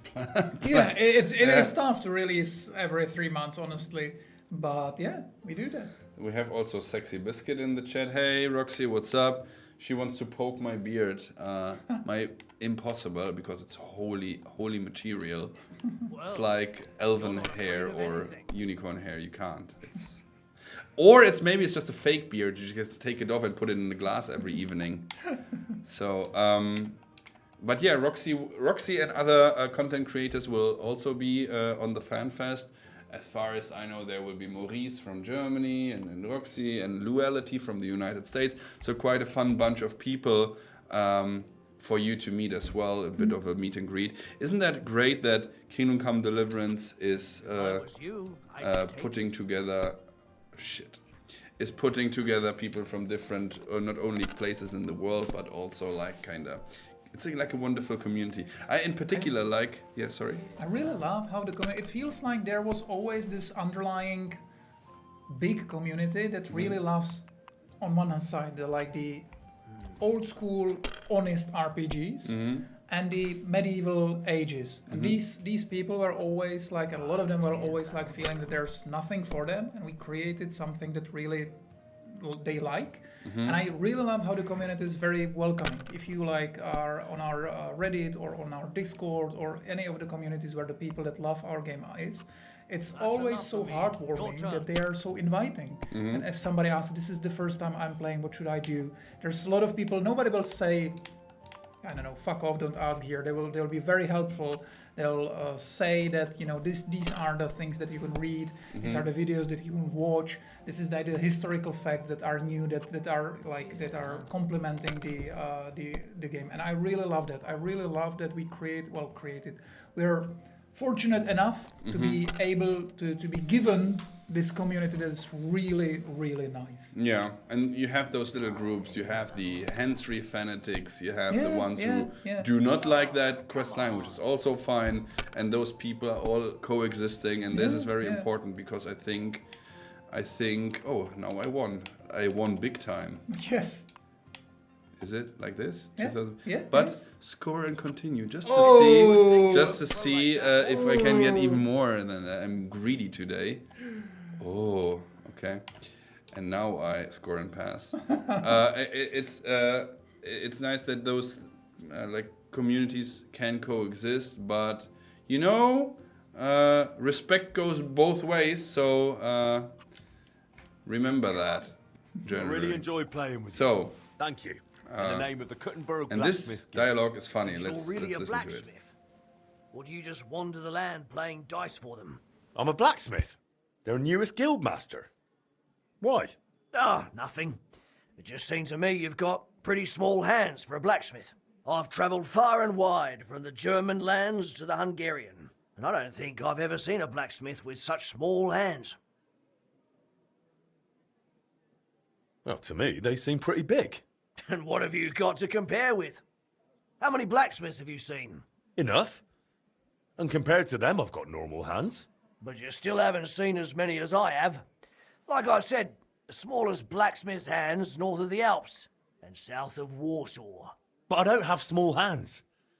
Seems to me my hands are the same size as everyone else's. Come here, look. They're definitely the same size as yours. I'm not arguing with you. Have them however you want. But for a blacksmith, they're pretty small. That's a simple fact. Just saying, as a well-travelled person. And what do you live on? Out there on the road? Oh, the usual. Whatever comes up. Apples, pears, bread, sometimes cheese and meat. I prefer it cooked. Raw meat's never really been my thing. No, I'm talking about trade. What? No.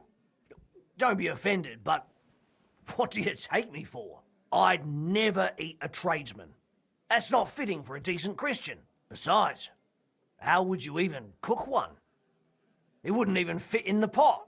No, I didn't mean any cooking. So how'd you want to prepare him? I told you I won't eat raw meat. Maybe stick him on a really long spit or tie him up tight. Then he might be more compact. Please, let's drop it already. As you like. I didn't start it. I only told you you've got small hands for a blacksmith. So, God be with you, and come by again sometime. I think he has normal hands, don't you? Well, I'm not sure anymore at this point. But you saw that we traveled, that we are somewhere else than where we started this dice quest. Can you say something about this room? Yeah, this is the place of the blacksmithing guild, actually. So you will, once again, I don't want to spoil much, but you will spend some time here at the beginning of the DLC, because you'll have to deal with these people. And yeah, so by this time in DLC, it will be pretty well known for you. And these swords will have some kind of importance, which we don't talk about yet. Exactly, but it will be important for you. Maybe another sword will be added there. Who knows? Who knows? Let me drink one first. On my small hands. Cheers. How would you guys prepare a tradesman? Cooking, grill him, barbecue. Cut off the small hands maybe first. Somebody's once again asking whether this should be played after the end game, and the answer is no. You can play it immediately when you enter the Gutenberg region, and it's very enjoyable throughout your gameplay or after your gameplay. As we said, we added a new statistic called Prestige, so that means that even if you are a very end-level character, you will still enjoy progressing through this DLC. So anytime, basically, you will enjoy this. Now I will try something which I haven't tried on Gamescom. Ooh, and dangerous. That is actually sleeping. So let's see if this will turn out as I intend to. First fast travel home to my place. Because as this is a heavily modified and cheated build, and by that I mean only some things are prepared, like the money in the chicken barn and so on. Yeah, but we manually progressed you through the DLC. That's always a little risky. Exactly. So let's see what happens if I go to bed. Hello, hello. I get the bonus. That is good. Sleep and save. So let's hope for the best, chat. Because, you know, I have in builds like that, and for Gamescom, I have a time bomb in there. Because first of all, when usually they are used for the public. So when someone outside plays the game, that they explode at some point. Oh, no! That's it. Oh, I forgot. Yes, it resets. Okay. That's sad. I totally forgot about the dentist dude. And we want to show that. It's a fun little quest. Oh, I forgot about that. Very sad. Yeah. So, and I said it myself. I'm so stupid. So in the next day, the things are resetting. So, okay, hey, your please, husband has problems with his, with his teeth. Oh, that's sad. Good that you talked to me. Good. I will build some stuff first. You don't have to. No, I don't, but I want to at least the outside to be nice. Sure. Because I wanted to show a little something. So workshop, the shell, this one here, and this one here, and this one here. So as you can see, if you're accepting, if you're reckless like me, just accepting all the quests and then you continue, then they're gone. But on the other hand, again, as I said, those quests are those guild quests. Again, think of them, as I mentioned earlier, they are a pool of funny, quirky mini activities. Some of them are unique, like the dentist thing. Some of them are repeating, like dice, or hey, create a sword for me, or whatever. So, but we always wanted to each one of them add something like little unique, little dialogue, little fact, you know. Just like this dialogue with the guy that you play dice with about the little hands, because we just didn't want to do, okay, let's play dice here and that's it. We always wanted that to feel a little unique, little new, little fresh. Well, typical KCD, right? So it always stays like that, and I will take my secret Toby groschen that are in the chicken coop. And let me see, he is now on the top, right? But it doesn't matter. So we did the sword thing. Now after we did the dice, now we are going north and do the little dentist quest. And I will go like this and look at the chat if I have something new. 131k is enough for the DLC. Of course it's enough, but you know, it's an open. So in KCD, like in many other games, you have here open world can clash with a story-driven RPG, right? And by that I mean the story-driven stuff. It wants you to progress further through questing, through doing little things. At the beginning, it should be a little bit tougher. Then you, over the time, you get better and better. You have some kind of progression system, and so on. You feel rewarded when you get a new level, and so on and so on. But because it's an open world game, you can of course stop at the first shop here in Kuttenberg and steal him blind and take all the swords and all the armor and sell it and get super rich and then use the money. But we don't. And there are mechanics how you can stop that. But we felt, and Prokop and his team felt like these things are cheesy and we don't like them. So you can, for instance, make the enemies level with you. That is a common technique. Every enemy levels with you. And we don't do that. And exactly, and the enemies constantly feel they're difficult. So the same rat that you're beating in the beginning will be super hard to beat in the end of the game, which is kind of weird and we don't like it. And preventing you from stealing everything... the shopkeeper blind and preventing you from stealing armor and swords and whatever goes directly against this do whatever you want, open world, kingdom come. Exactly. Your decisions matter. It should be challenging. Exactly. But doable. If you really want to, and if you find a clever way how to, let's say, come up with a thing to enrich yourself, that's fine with us. Yeah. If this is your forte, if this is the way you play it, then this is the way they play it, and that's absolutely fine. I think it's a beauty of KCD that we actually do allow you not only to finish the quest the way you want, but also we do allow you to really create your own Henry, your own kind of mini story in this world. It's emergent gameplay, as we call exactly. it. Quite recently, I saw a post on Reddit where somebody, I don't know which NPC it was, but somebody he really hated it. But he didn't just kill him or beat him up. He choked him, stole his clothes, and gave him the jester's, clothing outfit, into his outfit into the chest. So because in our game, if the NPC finds suitable clothing and he doesn't have his clothes, or if the clothing is better, he will actually wear it. So he made the NPC he hated wear jester's clothes, and it was really smart, and I was really laughing. It's like earlier when the dude just started to wear the sword I was making for it. It's the little things that I think is so immersive and so great. Okie dokie, so we are now at the house of the wife that came earlier, and she said that they are living here in the miners' quarters, and we should look for the husband. So he should be somewhere here. I know where he is, so I won't pretend that I don't. So let's go here. Just a little question. Somebody was asking whether this DLC is included in the Deluxe Edition, and yes, it is. All the DLCs are included in the Deluxe Edition. Yes, Gold Edition, whatever, or in the Season Pass and whatnot. Yes, we don't exclude anything. So we have him. He's up there, but he's not very happy to see us. Let's remove the approach tooth. Okay. Let's see how good are you in dentistry. Don't fall down these. Oh, dude, he's running away. Stop! Excuse me, sir. I want to talk to you about our God and Savior, Jesus Christ. Excuse me, sir. Oh, we lost him? Oh, there he is. Sir, wait.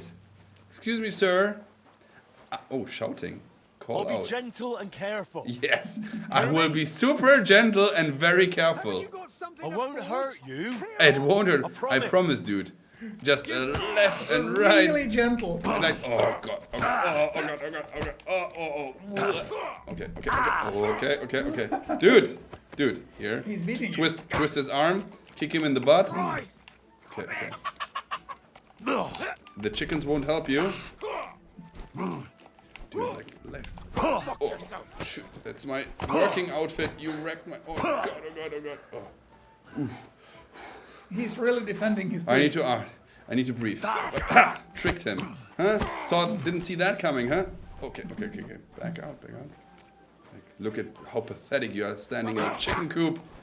I just want to take a look on your teeth with my hammer. Okay, twist his arm, kick him in the butt, okay? You alright? Easy! My tooth! My tooth! What's with it? It's gone! You knocked it out! What? What? Punched it out of me! It's over there! Oi. That's a stroke of luck. Pure gold, that! Hurt like the devil it did! Thank you. Well, you're the first man who's ever thanked me for punching him.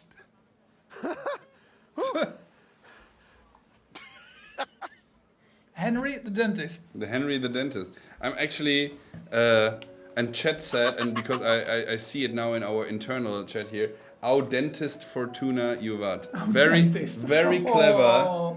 Was it a Coltil? I don't know. I'm sorry, I can't read it. It's too small. Yes, very funny. I love you all. People are asking if you can bring your romance options mud or pebbles to the forge. Well, mud and pebbles follows you just as they do follow you everywhere, and there are some interactions with mud, for example, in the forge. But no, you can't bring your romance options into the forge because it would collide with the events of the main quest. Exactly, and let me talk about this for a second. So first, let's tell here that we saved her husband, and then I will tell you why we do it that way. I reckon his tooth won't be hurting anymore. I knew you'd help him. Thank you.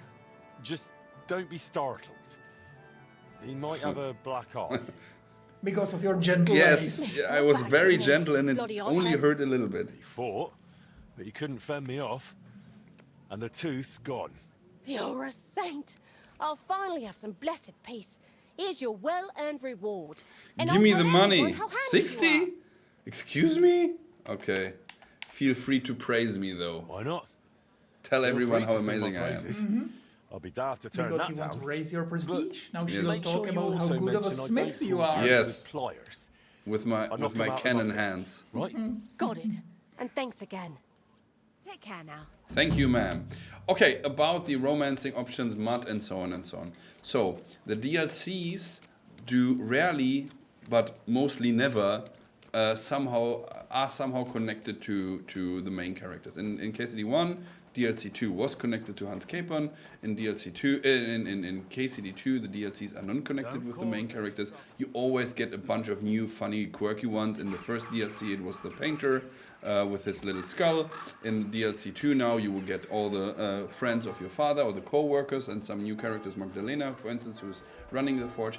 But exactly as Prokop said, you cannot tell someone, hey, move into my place, because it would collide with the regular storyline. So Rosa needs to be at her palace, Hans Capon needs to be locked up in Malishov, and so on and so on. So there's nothing like that planned at this moment that you would be able to let someone move into your place. These are somewhat detached from the main happenings or main storyline or the main events from KCD. So see it as your own little engaging in conversation. No, as your own little place. You can tease him. Yeah, you can. Okay, I have to. You can bring in your animals. Day, I might show you if you want. How's it going? I expect that's not very comfortable on your back. Oh, fuck my back. I can hardly feel it anymore. But recently some joker passed by and put a dead fish in my britches. Funny. Yeah. It was definitely not me. So no, quick answer. No, you cannot bring your romance options to the forge, but you can bring your animals to the forge and mount. Oops. Ow! Just run over the floating dude, and those. You can do a little interaction with them. I will show you something you can do with pebbles, for instance, which is actually pretty neat. People are asking about goatee. Honestly, guys, do remember us, please, when there's award season. Yeah. It starts very soon. I think Golden Joystick Awards in the UK are vote-based. I think here in the Czech Republic it's also vote-based. I'm not sure if the Game Awards in LA, if we have to vote actually something there. Maybe yes, but remember us when there's some voting going on. I honestly, personally don't. Well, let's see. I don't think that we are goatee. There's 2025 was extremely strong, like next level strong video games. Maybe the strongest in the last 5 years or so. So like if you see of how densely packed the high quality so many game, good and so many like unexpectedly Yes. good games. You know, Clair Obscure and these It was kind of things really came good. out of nowhere. Yeah. Blueprints, it's a rather small game, but exactly. still. Death So, Stranding was expected, but Yeah. it was really good nevertheless. so I don't really think that GOTY is a thing for us, but it doesn't matter because I personally hope. Let's see. Let's see, of We can course, still be with the hopeful. power of love and our community, Exactly. everything is possible.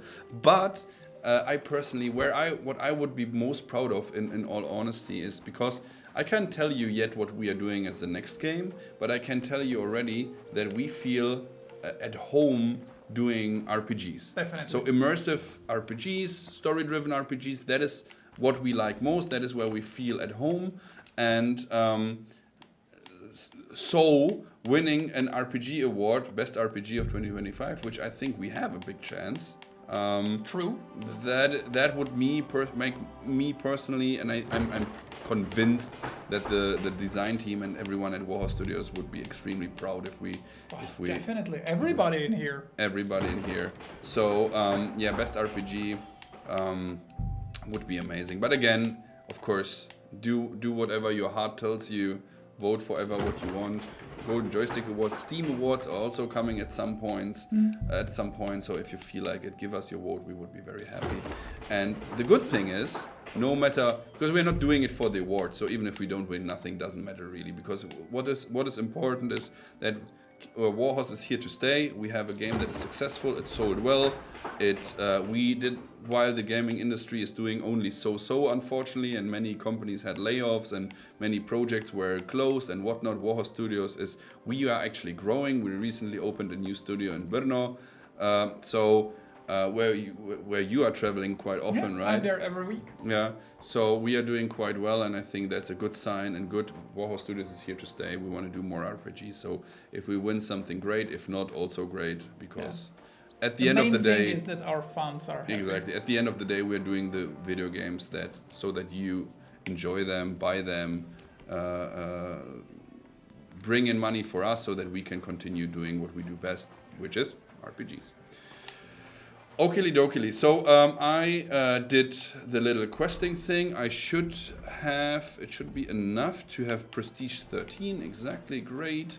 So I will build something in the back of the house here. Here in the neglected garden.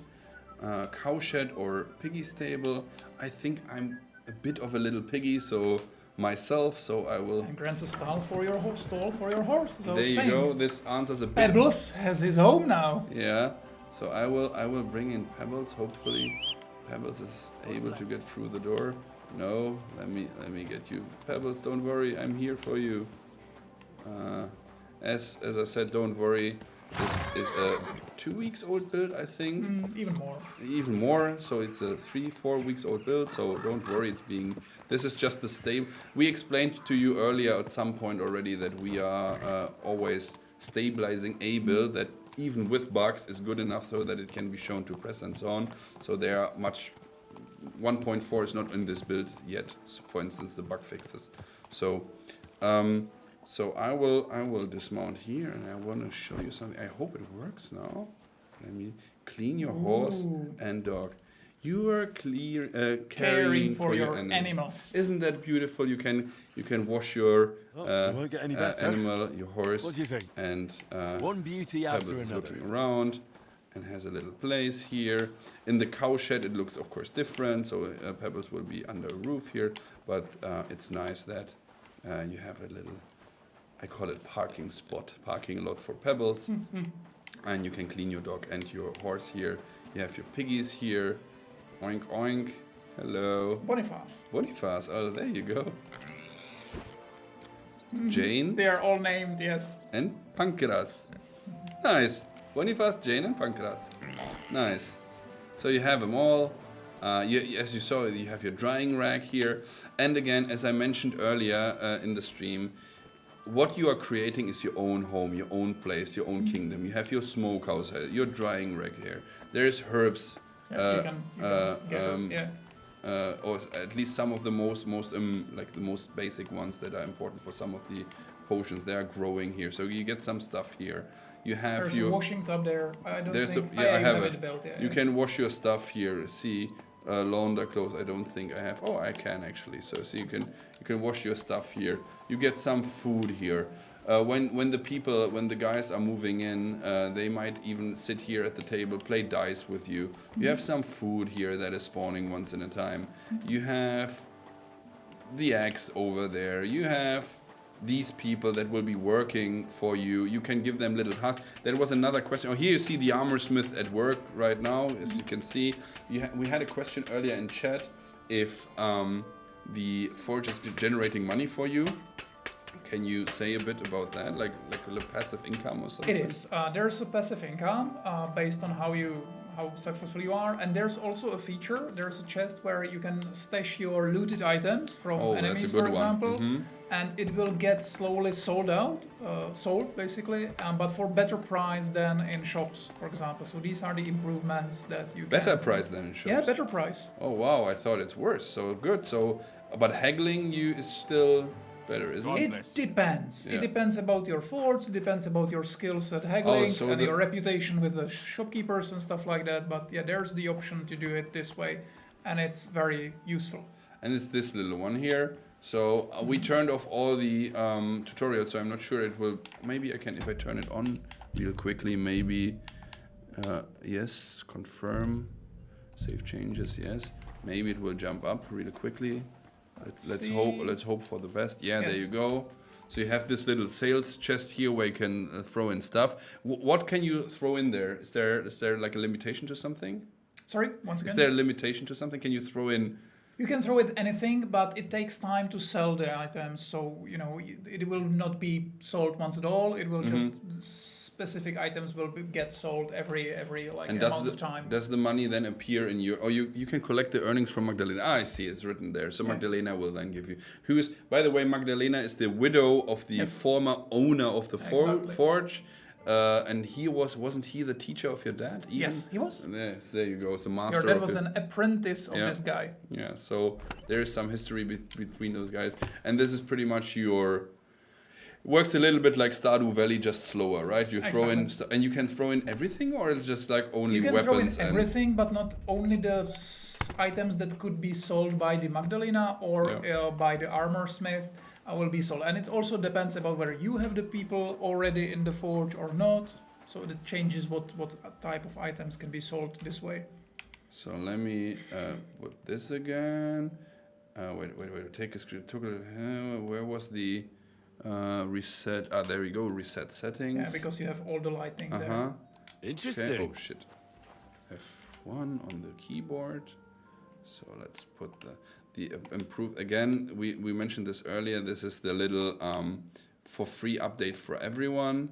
So as always, not only does the game get bug fixes and patches, every paid DLC also comes with something for free. And as we talked about it earlier, the photo mode gets actually quite a substantial upgrade. So you can really go crazy with some of the stuff here. And create your own little kingdom with this, and Beautiful. Exactly. Create your own little screenshots here. I think this is already pretty much everything we showed to press. So I can show you a little, maybe tiny. It's the small things in KCD. If you build the piggy stables, you have your own shooting range here. Again, you can shoot the chicken here. Yeah, you can try it. Yeah. Do I have the weapon equipped? No, I don't. So let me. Oh shit! I should turn off the tutorials again. So where do I have the crossbow? Do I hear this preset you have? So there you go. Let's try if I can. The medium crossbow. I missed. That is whack. But it's as I said, it's the little things, and I personally believe that the people who played KCD for the immersion, so who enjoy the immersion and RPG systems and these kind of things, I think they will they will love this DLC most, I believe. So it's this this is my place feeling, this is my home, this is my little kingdom, which you get here, and I believe that is Maybe just a little tidbit from development, but can you like turn on the photo mode once again and just turn it off? Turn it off, yeah. Great. Yeah. The little saying that Henry says, like when he says it's beautiful or it's great, it was actually a long process for that, because if you don't know, the NPCs around you do hear that. So if you're sneaking around the bandits and you will start your photo mode and do a picture, the NPCs around you will hear that. And it was actually a process, because we were really wondering about how you can cheat with the photo mode, that you can like look around the corners and do stuff like that. We're really adjusting how far from the Henry can you go with the camera and stuff like that. And there was always like these two opinions that it's like it's giving you too much options. It feels like a cheating. So we're really thinking about it, and I actually came up with this idea, and I didn't like it. I came up with the idea that the Henry will say something to him, but the NPCs around him will hear that, so that way he can't cheat. If he like looks around, you know, during the some stealthing missions or something, it will not work. To you. How can I Originally, I didn't like it because I felt like it was like a compromise of too many things. But in the end, through our playtesting, and then even with the community when they played it, they really liked it, and it's I'm a really funny glad, it's a funny little thing. You can even use it to lure in people, actually, so you can use it to your advantage. Yeah. So exactly, you can use it as to lure people to your position. Exactly. Here, someone in chat. Ready to go? Rustica says, I'm guilty of the photo mode scouting. Yeah, that's the thing. Okay, this is one of the other mini activities. I'm now doing the duel, the friendly duel. So let's see if I can win that one. Wow, nice. Master stroke you. Yeah.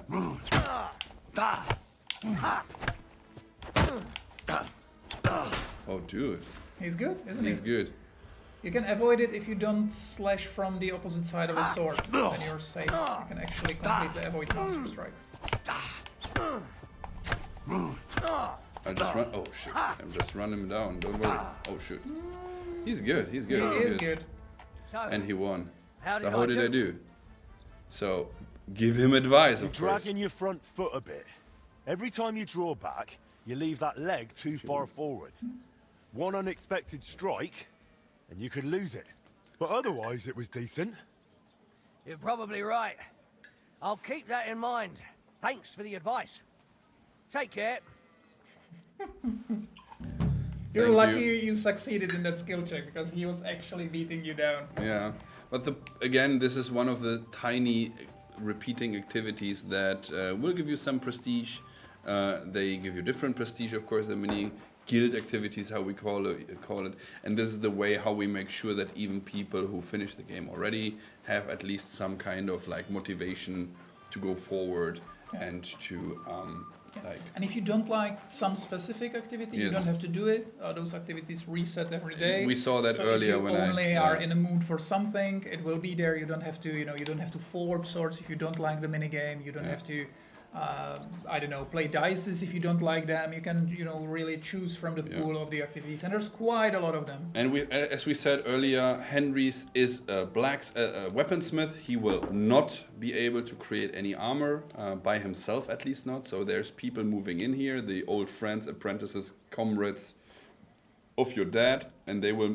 One of them is an armorsmith, and he will live here. And you will find new blueprints all around the map, and you can give it to him, and he will then be able to create unique items. So there will be unique new weapons and armor and so on, but you can only craft the weapons. He is the one who will craft the armor for you. So there's no new mini game, and all these things are related to the main quest line that will be in this DLC. I think it's So with guesstimating the time, that's always very tricky. I would say it's something between 15 and 20 hours. It really depends how you play it, but it's quite hefty compared to the first DLC. Definitely, it's way bigger. Way bigger. There's a very long storyline, quest line involved as well. So it's all about the astronomical clock. And to give you a little idea what this means and what this could be, then let's check the teaser trailer again.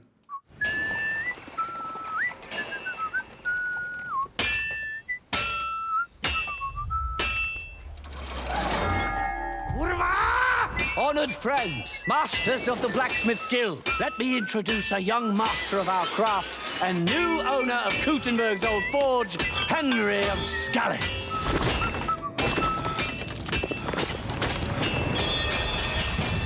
Ready? We can begin.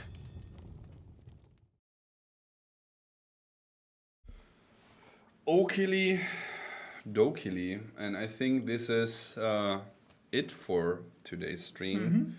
It is almost 2 hours again, our magic mark of 2 hours. I'm glad that we are always hitting it. I think we said the most important parts. This is, again, as I said, 9th of September releasing. It is 15 hours-ish. It's, of course, included in the gold packs and in the expansion packs and so on. So you might have it already, but you can buy it separately if you want. You will be hopefully surprised in a positive way that our price politic is very user friendly, we're very gamer friendly, so that should be fine. 15 to 20 hours. The main story is around that clock in Kutenberg. And about the history of your adoptive father. Exactly, and the history of Martin, your adoptive father. We can tell you a little thing about the clock, actually. So, should we say it? Yeah, we should say it. So the clock was actually in the beginning when we had version 1, like right in the beginning when we released KCD 2, the clock was always supposed to work and run, like show gameplay time, right? The astronomical clock. Yeah. It broke in some bug. Well, it's very... It never actually worked. It was intended to, but it never actually worked. There you go. So it never we actually... We did that for this DLC. So... it was intended, but never actually worked. It was intended to run, but it never actually worked. There you go. It was buggy in a way. But when the team was actually trying to repair it, they said, wait a moment, actually... we have this DLC maybe in the future where there's something around that clock, and maybe, just maybe, how about we let the people repair that clock? And it's a funny little side thing. If you actually finish that DLC, if you manage to get the clock running, again, it will be super funny. There's very, very, very funny characters involved. The clock will start to actually work and will actually show gameplay time. So we have it fixed, luckily, and you will be in time for the DLC, and you will be the one who will make it run again, and then it will start showing the actual gameplay time, which I think is super cute and super neat, and yeah, involves the community again.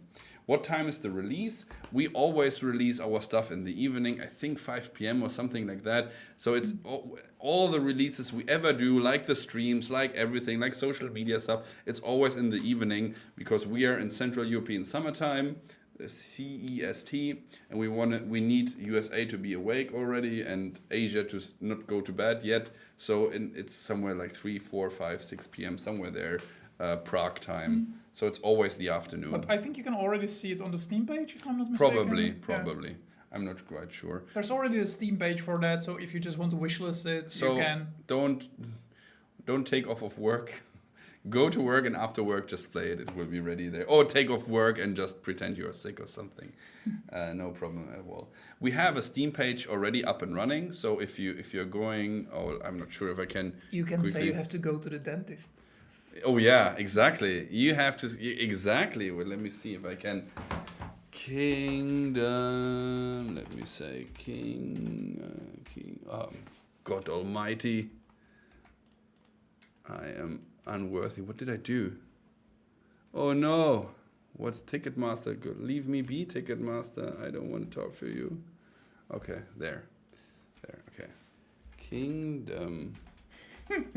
I don't see the Kingdom. Tobias trying to write on a keyboard. Deliverance, Legacy of the Forge. I just say he's as good as with Master Strikes. So you mean flawless? Exactly. That's what you want to say? So, how old are you? Oh, that's the tricky one. Always the oldest one you can. I guess like half the population on Steam is like... I'm born in the 1900s.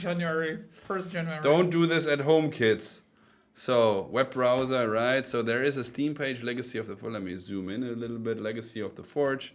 So if you want, you can like wishlist it or whatever, get all the information there. It comes out 9th of September. I have it all in check, so sorry for that, but it comes out 9th of September, which is in 12 days. Thank you, Steam, for counting for me. And you get all the important information here.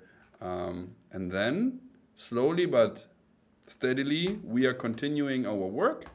We are continuing with DLC 3 already, of course. It's in the making.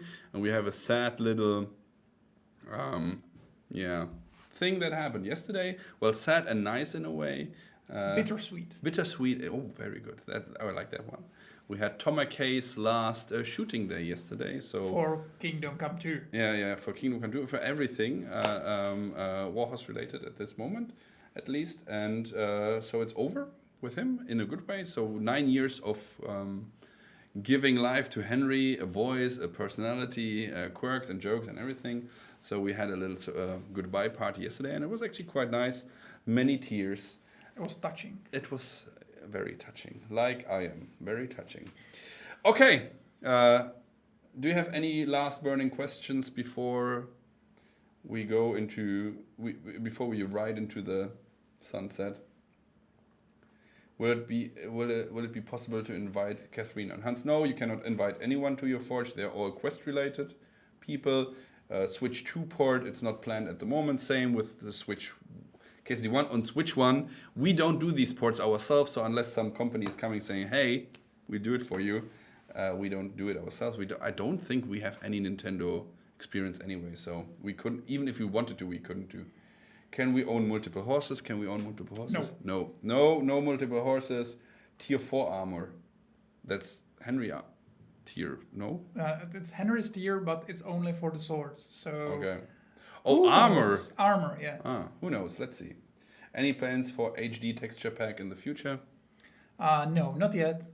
The textures are already, most of them are really high detailed, so no current plans to do HD texture pack. Thank you so much for all your hard work. Thank you very much, Prokop. Good work. Good work. As always. Always. Thank you for you guys coming into the chat. It's actually so. We should stream more often. I actually like talking to you and make them listen. Sure. So horse improvement in one port. What do you mean by horse improvement? We approve everything. There are actually some fixes. When in doubt, just assume we approve everything. As I said earlier, we know of many bugs. And we need to gather a lot of feedback or like data, like. How does the blacksmithing work? Is the lockpicking too easy, too hard, and so on? And with every patch we are shipping, there's always improvements in. And there's hundreds of them. You will see in the patch notes. I think the patch notes should be released like in a week or so, or maybe in 2 weeks. But let's see how soon before the launch. And you'll see there's a lot of fixes, and even the fixes that are in the patch notes, it's only like a subtract of all the patches because all the fixes are. Most of the fixes are really minor or some really extravagant, state of the quest need to be fixed. So most of the fixes aren't even in the patch notes. And this will be a big patch for the base game. It will be. Hugaf is saying there's one tier 4 armor in camp in Cuman Leader tent. They're actually, our system works in a way that any item can be tier 4. They are just not in the game intentionally. But there are some, we know about them. And I think we actually intentionally left some in the game for the community to find. One very tricky question. If Henry gets branded as a criminal, will the guild let him work or kick him out? There are some comments about that, but it will not fail the DLC or it will not prevent you from enjoying the DLC. When will KCD2 go on sale? Never. No, it goes. It has already been in some sales, definitely. Yeah. I think let's call it a day. I hope you like the stream. Again, one last reminder I would like to before we go. KCD goes on digitally, but also physically. So on KCD kcdlive.eu. That's our little like cooperation partner we do for like trips and live experiences and whatnot. If you go on that page, you can scroll down and find KCD FanFest, and that is actually next week Saturday. There's still a few tickets left. They're almost sold out, but still, if you want to meet me, Prokop, other members of the team, come to the FanFest. It's in March. It will be amazing. It's packed with content from morning till the evening. There's always something happening. Three medieval bands playing. Ondra Bittner having a Q&A, who's a senior designer. You might know him. We have a new sword that is being shown. So that is cool. I have some surprise at the end. Jan Walter, our composer, has a little teaser concert happening. Let me zoom in a little bit so it's clearer to see. So and you can see there's a Farkle tournament. There's even some horse riding and so on. We have some special guests as well. It will be an amazing day for 500 crowns, $20. It's not about earning money. It's about regulating how many people are coming, because this place shouldn't explode, and they shouldn't remember us as the ones that destroyed Malashov. So please, if you want, check it out, get your tickets, come to Malashov and meet us there. High five, everyone. And last but not least, that's the ticket for Malashov. Last but not least, there's a concert, 17th of September. This will be amazing. It will be 2 hours of music with a huge video production with all the cutscenes and stuff, and it will be great. As far as I know, there's over 100 musicians playing the latest and greatest of KCD, and I think this will be amazing. So absolutely don't miss that. And yeah, I think this is pretty much it. Okay, I need to answer, because sure. Mr. Xandy S. Neves, who's asking about Portuguese subtitles, because we are getting spammed over and over again on social media and everywhere about Portuguese subtitles. Mr. Neves and any other Brazilian, we do like you, we do hear you, and we do want to work with you and give you stuff. That's why we, after the release of KCD1, gave you Brazilian Portuguese subtitles on Steam, and also made sure that Brazilian Portuguese subtitles are on all versions of KCD2, so consoles and Steam. However, you need to do these things when you release the game, when you print the CD, when you manufacture the CD on console, on Xbox, or Sony, and on PlayStation. Then you have to have all the languages on there. We didn't do that with KCD1, because at the point when we were deciding the different languages, it was a project that was still sink or swim. Will we make it? Will this be successful? We don't know. We have English, German on there, and that's it, I think, even. Maybe French. I think French was there. That's it. A few subtitles, but all the other language that came later, there was Turkish, Ukrainian, Korean, Brazilian Portuguese, all the different other subtitles. None of them is on the console versions. You know where it is? It's on the Switch version. And you know why? Because that one released newly, and we put in all the languages we had ready because we did the new release. So it's I know it's hard to understand. It's very difficult. It's a lot of... There's more powers involved than only us. So unfortunately, Brazilians Portuguese subtitles will not happen, at least not at this point, happen for KCD1 on consoles, but they are on Steam, and they are on KCD2 on the console versions. So, and I hope Mr. Xandy S. Neves is happy, but I'm sure that I will get 100,000 more comments on social media. And social media is a good point, because you should be there as well. Follow us on Kingdom Come / Kingdom Come RPG or / Warhorse Studios, or in my case /SirToby28 if you want. Tell us what you like, what you don't like. Put your likes in there and your love and everything. Share your love. See you hopefully next week Saturday in Malashov. Thank you very much, Prokop. I think this was very fun. Pleasure as always. Thank you very much. I hope to see you guys on September 9th with the new DLC, Legacy of the Forge. For the last time again, I will show you the trailer, and afterwards, it's goodbye. See you guys. Bye, guys. Thank you for being with us. Yeah. Bye. Bye.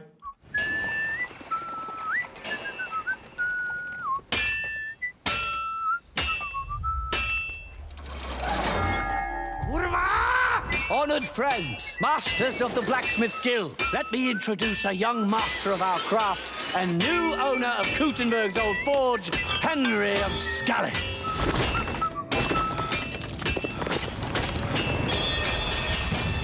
Ready? We can begin.